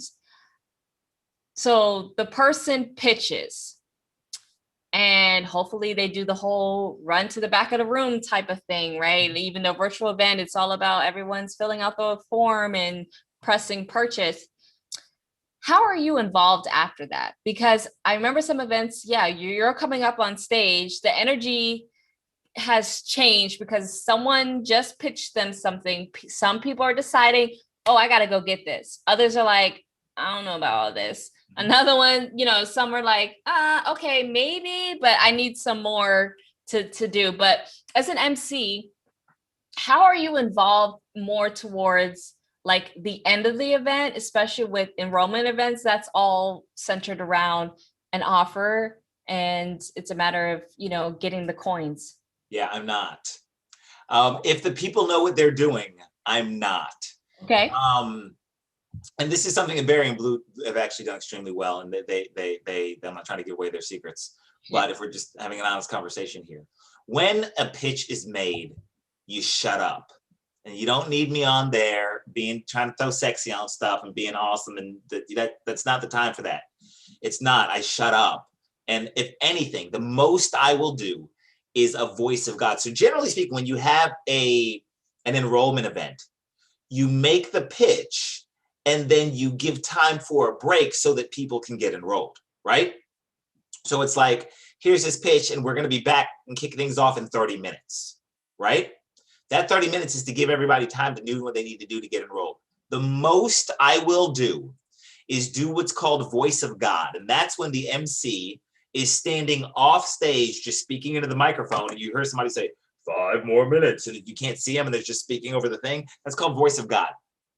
The most I will do is so a pitch is made, we've got a 30-minute break, I will wait about 7-8 minutes for everybody to kind of fall into whatever they're naturally going to do. Because like you said, some people are going to sit there and wait and think, and some people are going to run to the back. After about 7 to 10 minutes, I'll start voice of Godding once every 3 to 5 minutes. And it'll simply be like, go ahead and get started. Take your enrollment form to the back of the room now. Turn it into one of our staff. If you have any questions, we'll be there for you. We're going to be back in just a few minutes, right at the top of the hour. Again, take your enrollment form to the back. We'll get started in just a few minutes. Something like that. Mm-hmm. That's after 5-10 minutes of silence. So yeah, so I shut up. Now, a fundraising event is different, because a fundraising event, I'm like, who can give the most? That's sexy. This person just gave $500. High five, girl, free lap dance or whatever. I mean, if they let me do that, I'll do that. If not, then I'll be like, okay, just the high five. We can leave the lap dance out of it, but. Oh man, yeah, okay, yeah, because I always wondered about, and now that you say what you say, I'm like, yeah, I remember hearing your voice. Yeah, I like that whole voice of God thing, because yeah, you're right. Whoa, where's that voice coming from? So yeah, I love that. I love that technique. Well, the way you labeled that and all that great stuff. Now, does anything happen, or what happens when the actual event ends? I'm assuming like there's a whole team meeting to break down what went right, what went wrong. How does that process look, especially when you're working with a client? Honestly, normally a lot of the team meeting stuff happens, depends on the event.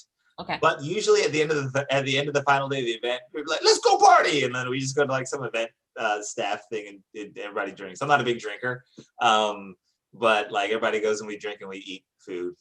Yay. Especially if the event hit its goals, then we'll just be like, all right, drink time, party time, food time.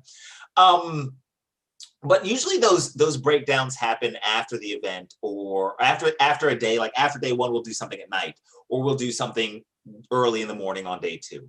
So there's a lot of debriefs that are going on and getting feedback from everybody and how is the audience feeling and stuff like that. A lot of times, like if I'm at an event with Sage, with Barry and Blue, right? Then a lot of this stuff that you're asking happens.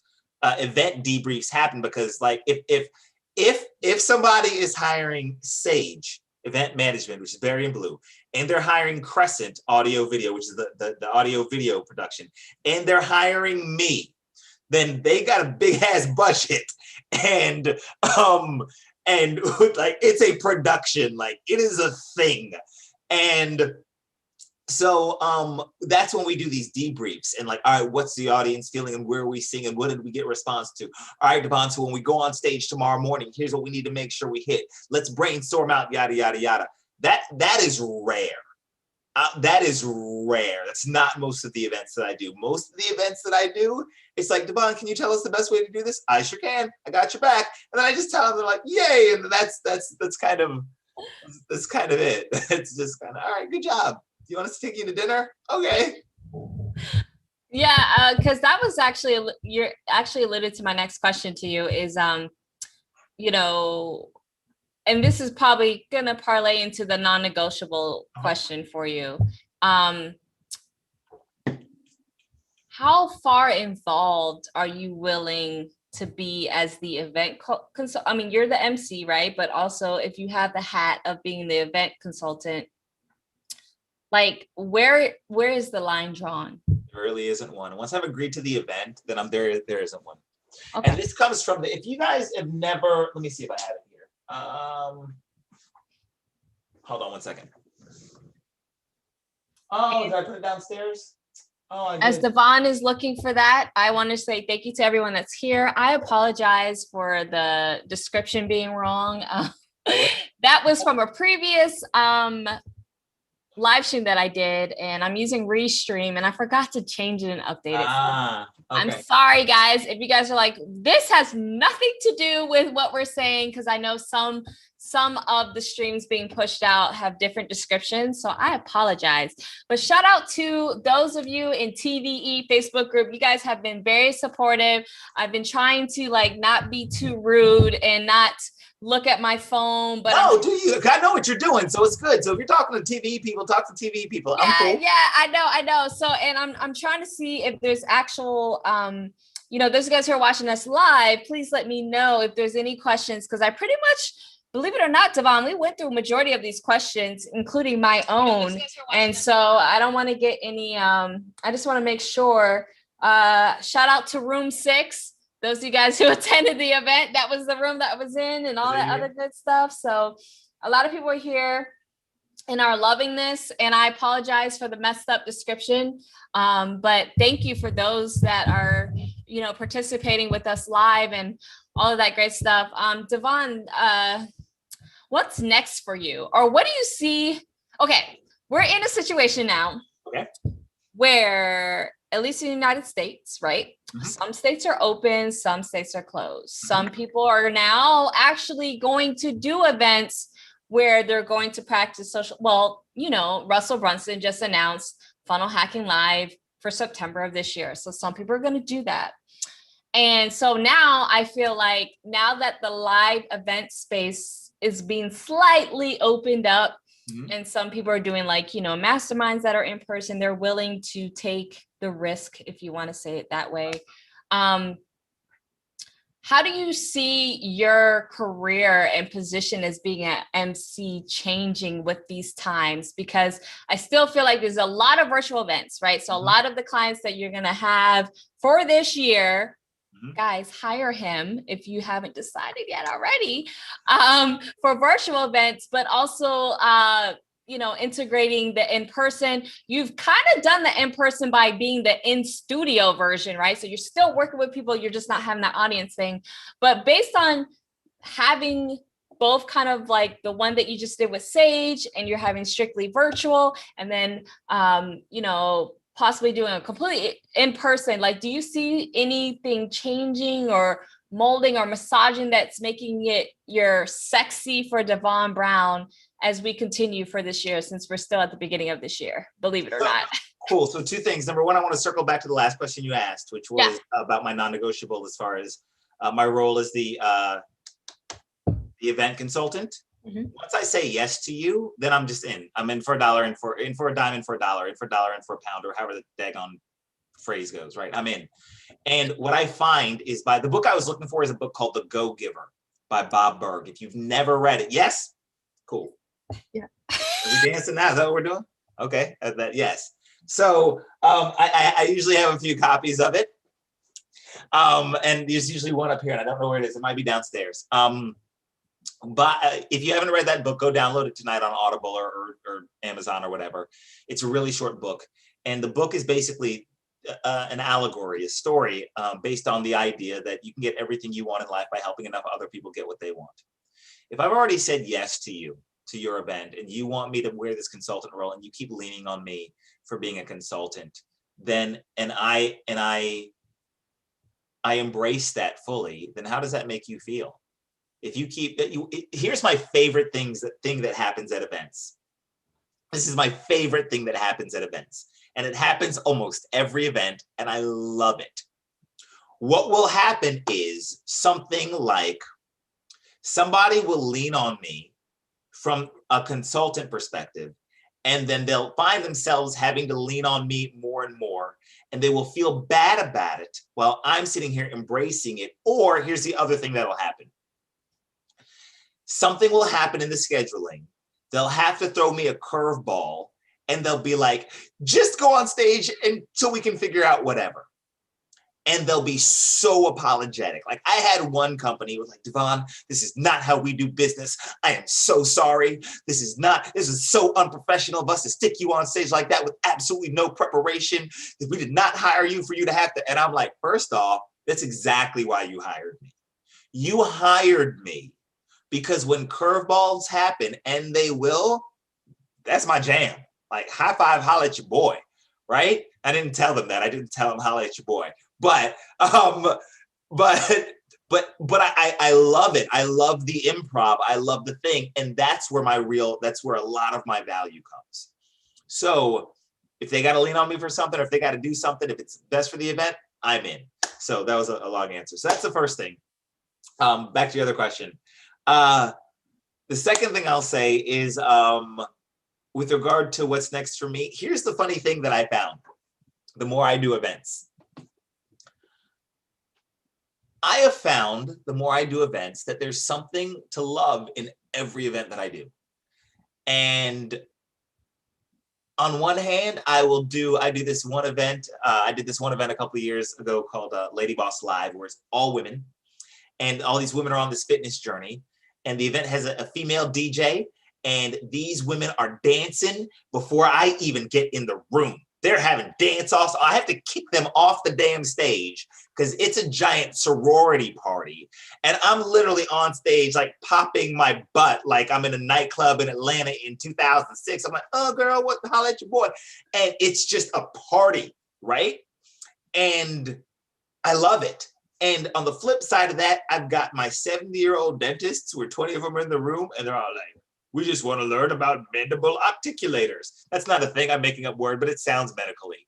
So when I'm at this event that is the antithesis of this 1,000 Screaming Women event, I'm sitting here with these 20 dentists who are not my target market. And I'm thinking to myself, oh my gosh, on a scale of 1 to 10 energy level, all I have to personally do is be at a 2 or a 3. And it's the most exciting event they've ever experienced.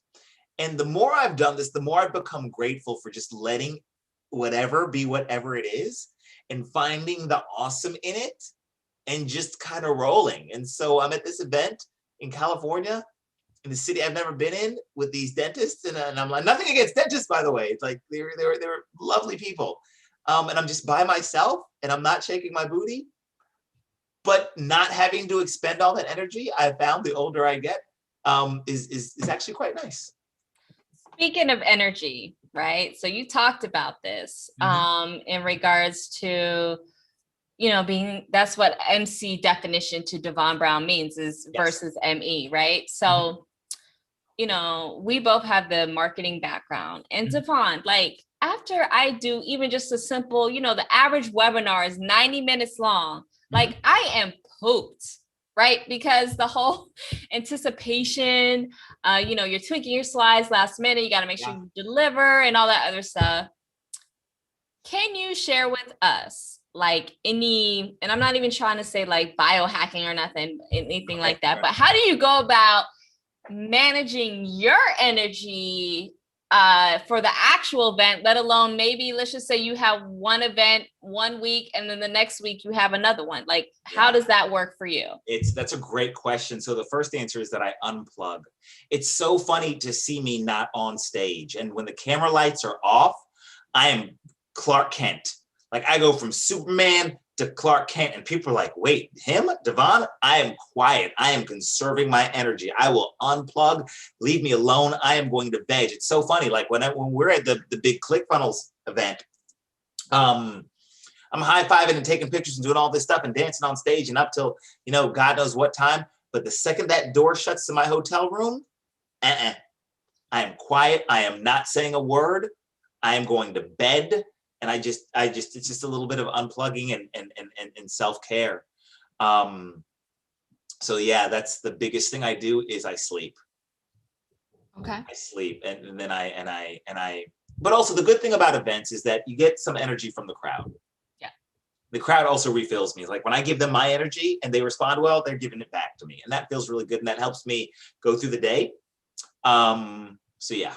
So what would you say is like your average time of bouncing back though? Like, let's just say you have an event next month, you go and you come back to Atlanta. Like how long does it take for you to recover? On average. Depends on the event. So on average, to really recover, about 7 days. Okay. About a week before I could do another event, and about 2 weeks before I would want to do another event. But here's the funny thing. I was in Chicago. I had 3 events back to back in 2 weeks. It was crazy. It just something happened where I had a 4-day event, a 3-day event, and a 1-day event. Just like literally back to back to back, all in the same city. 4, 3, and it was crazy. And like the last event was with like the people from Shark Tank and Marcus Lemonis and Rachel Hollis and some other like big name people and stuff like that at some arena in Chicago. And that was the last event and I'm so grateful that it was only a 1 day, because by the time I got to that event, I was like, I can't do this anymore. It's like, I'm done. I was like, this has been, yeah. And I had 2 days, 3 days off in between events ish. And then I had to pack up, travel, change hotels and the whole 9. And yeah, so I forgot the question, but. No. As far as bouncing back, you are so funny. Yeah. And that sounds, yeah, I would say about a week. That definitely sounds reasonable. It's healthy-ish. I mean, if I got to do 2 back-to-back, I will, and I've done it a million times. Mm-hmm. I've literally left an event, took the red eye back from the West Coast to the East Coast, hopped in a rental car, and driven 4 hours to the next event. I've literally West Coast to East Coast, red eye, rental car, drive 4 hours, next event. Oh, you must have knocked out after you did that. Yeah. Wow. Okay. So I think we're going to come close to the end, and everyone, Devon has a beautiful face. He has a baby face. He's actually older than what you think he is based on how he looks. I'm older than you. I know. Mm-hmm. I know. We both have that luxury. We have the baby face looks, right? So speaking of that, if you had the opportunity to look at that Devon, the 26-year-old Devon who got thrown up on the stage. Yeah. What would be, knowing what you know now today, what would be the top 3 things you would share with that 26-year-old about emceeing?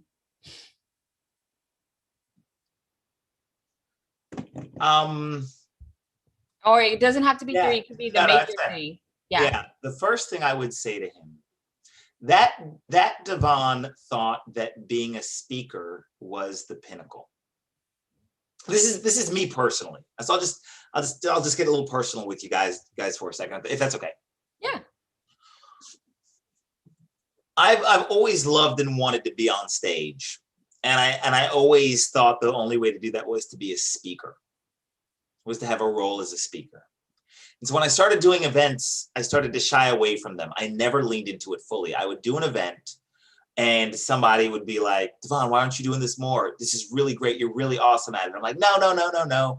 This isn't good enough for me. I want to be a speaker. The emceeing is not because I had seen other MCs and I was just judging what was possible off of what they had done.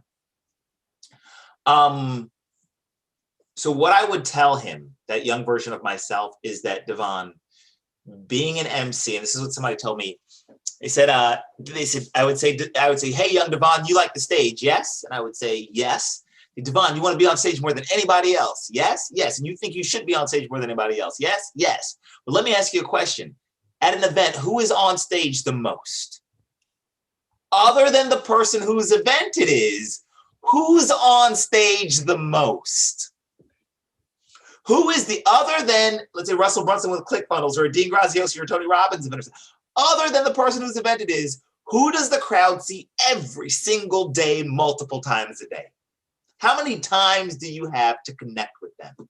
Stop shying away from it. And here's the funny thing so the first thing I would tell him is, Devon, if you want the stage, this gives you the ability to have the stage more than anybody else, is the first thing I would tell him. The second thing I would tell him is, you're judging emceeing based off of how other people do it. And what you've always seen other people do is get on stage. Some of them have been pretty good, and then they introduce a speaker. Dude, if you just do it your way, it's more than that. It can be way more than, and if you just do it your way, the more you do it, the more you're going to things, and this is what I didn't know because I never experienced it. You do enough events and you'll end up on stage longer than you're supposed to be on stage. Like one event I did a little over a January or two ago, the guy had already known me and he knew who I was, and he was trying this new closing technique. It was an enrollment event, what we're calling an enrollment event. And the way he was closing people is he was like, all right, he had like 400 people in the room, and he would do his pitch. And then he would say, if this, and before giving the price, he would say, if this sounds interesting to you, stand up. And he would have 50 people out of the 400 stand up, and he would take those 50 to another room to finish closing them. And so he decides to try this pitch. And because he knew who I was, and because I'd been on stage before, and because I gave a lot of value, because his crowd liked me, he says, hey, Devon, I'm gonna try this new pitch.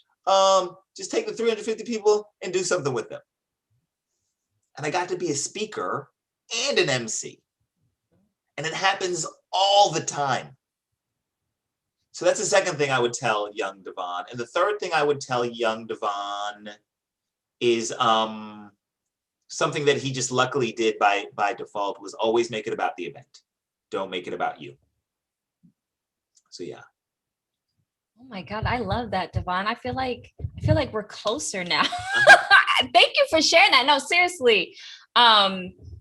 And I never thought about it that way. And I'm glad that you came to that realization, you know, as far as not looking down or like you said, judging an MC. And you're right, since I've actually seen you in action, you've been able to incorporate both. You've been able to fully show up, because yeah, Devon can act and have a lot of fun in person, and his personality definitely comes out. And so what you see of him, it's not him putting on a show because he has to entertain or, you know, be the MC or kind of like a presenter, if you will. That's how he is. And it's like, I'm glad that this path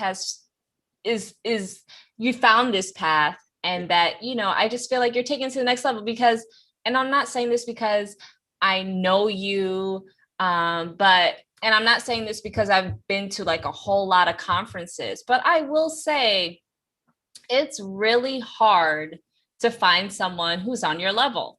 And I mean that wholeheartedly. And in fact, it's because of you, I start judging other MCs like, I get that a lot. She ain't got it. Yeah, I judge them quickly. I'm like, oh, come on. I kind of want to be like, where is the organizer? I need to tell them about Devon. So, and I just love that you've been able to go all over the globe, be around the major names like a Tony Robbins and stuff, where you can actually talk to Tony Robbins. It's not like it's not like you are in the audience of a Tony Robbins event or anything like that. Like, you get to talk to him behind the scenes, and he knows your first name. Like, hey, what's going on, Devon? You know, things like that. And just giving you that exposure, I think, is so monumental. But also, I think you make people realize how MCs can really help transform people's lives, because that's the intention of the event in the first place. If you're coming at it from an authentic perspective, and you just meet them halfway and even take it to the next level. Thank you so much. Yeah. My two things. Number one, thank you. I so appreciate the kind words. Number two, my opera, and this is just something I want to give this as a little tip to anybody who decides to MC. Actually, two things about it. Number one, everybody and their mother wants to be a speaker. And the thing is about being a speaker, there's so many speakers now. Like back in the 80s and 90s, somebody like a Les Brown would get paid like $1 gajillion. Right?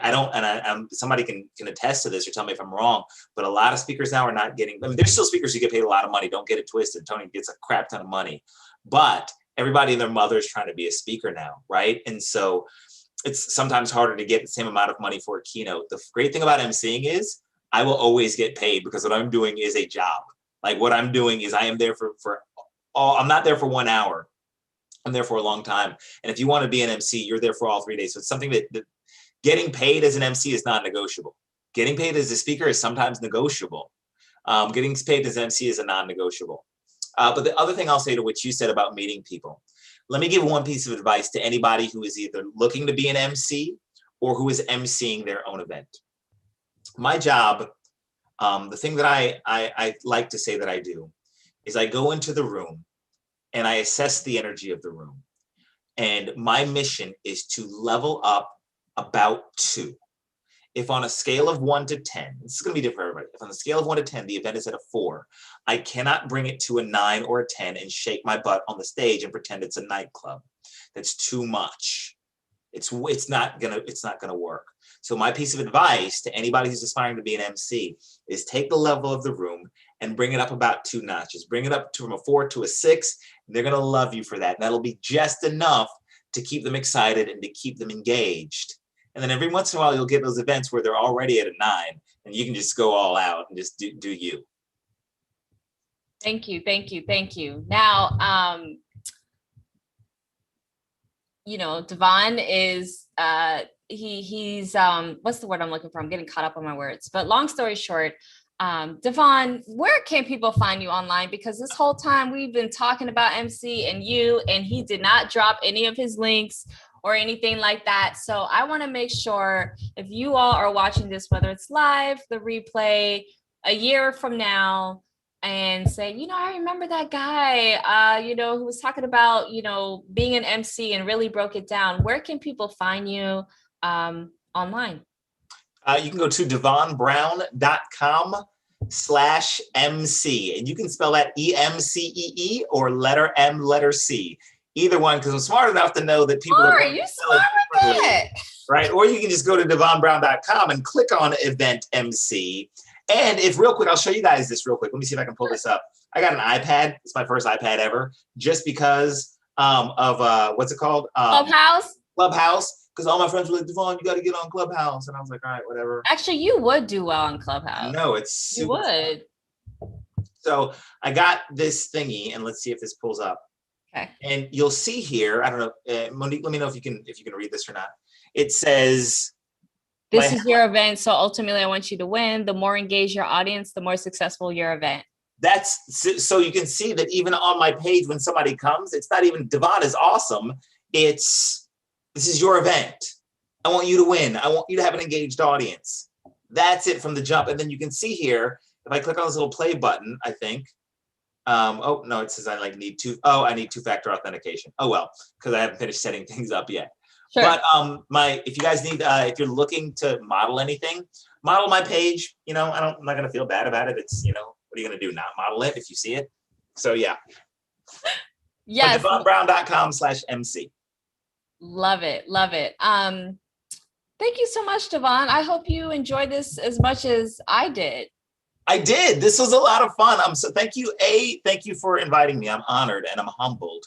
And you rock. And if there's anything, I know you've got your event coming up. And can you drop that one more time for the people who might? There it is. Boom. Make Zoom Great Again. February 25th through 27th, 2021, with none other than Monique Johnson. And if this is your first time with Monique, then you see how ridiculously awesome she is. And if you're looking to up level your Zoom game, then you are absolutely crazy if you do not attend the Make Zoom Great Again conference with Monique, February 25th through 27th, 2021, a virtual live event that is a definite can't miss. Look at him. Oh my goodness. Thank you. Again, this is Devon Brown. Here he is with 3 greats: Tony Robbins, Dean Graziosi, Russell Brunson. We just did a whole breakdown of, being an MC and all that great stuff. And if you're interested in the virtual event that Devon just graciously just talked about, you can go to makezoomgreatagain.com. And other than that, what are your last words, Devon, to send us off? Since you're an MC, you know how to end the show. How do you do it? Threw me on thing. I have no clue how to end the show now, so I'm gonna look silly because I don't know how to do my job. No, what I'll say is I want to thank and honor each and every one of you for taking the time out of your day to be here with Monique and I. I hope that this has been valuable to you, that if you can take just one nugget, one thing that I've said here today and apply it to your business and become more successful, then know that I am happy and that I feel like I have done my job. As each and every one of you know, knowledge is nothing if it's not applied. So hopefully I've given you a little bit of knowledge. And I want you to go apply it. I want you to, whether you're looking to be your own MC, whether you're looking to hire an MC, whether you're looking to break into the event industry as an MC, I hope something I have said here today has assisted you, has motivated you, has informed you. And I thank you for allowing me into your home tonight to share it with you. Thank you so much. All right, ladies and gentlemen, thank you so much and talk to you soon.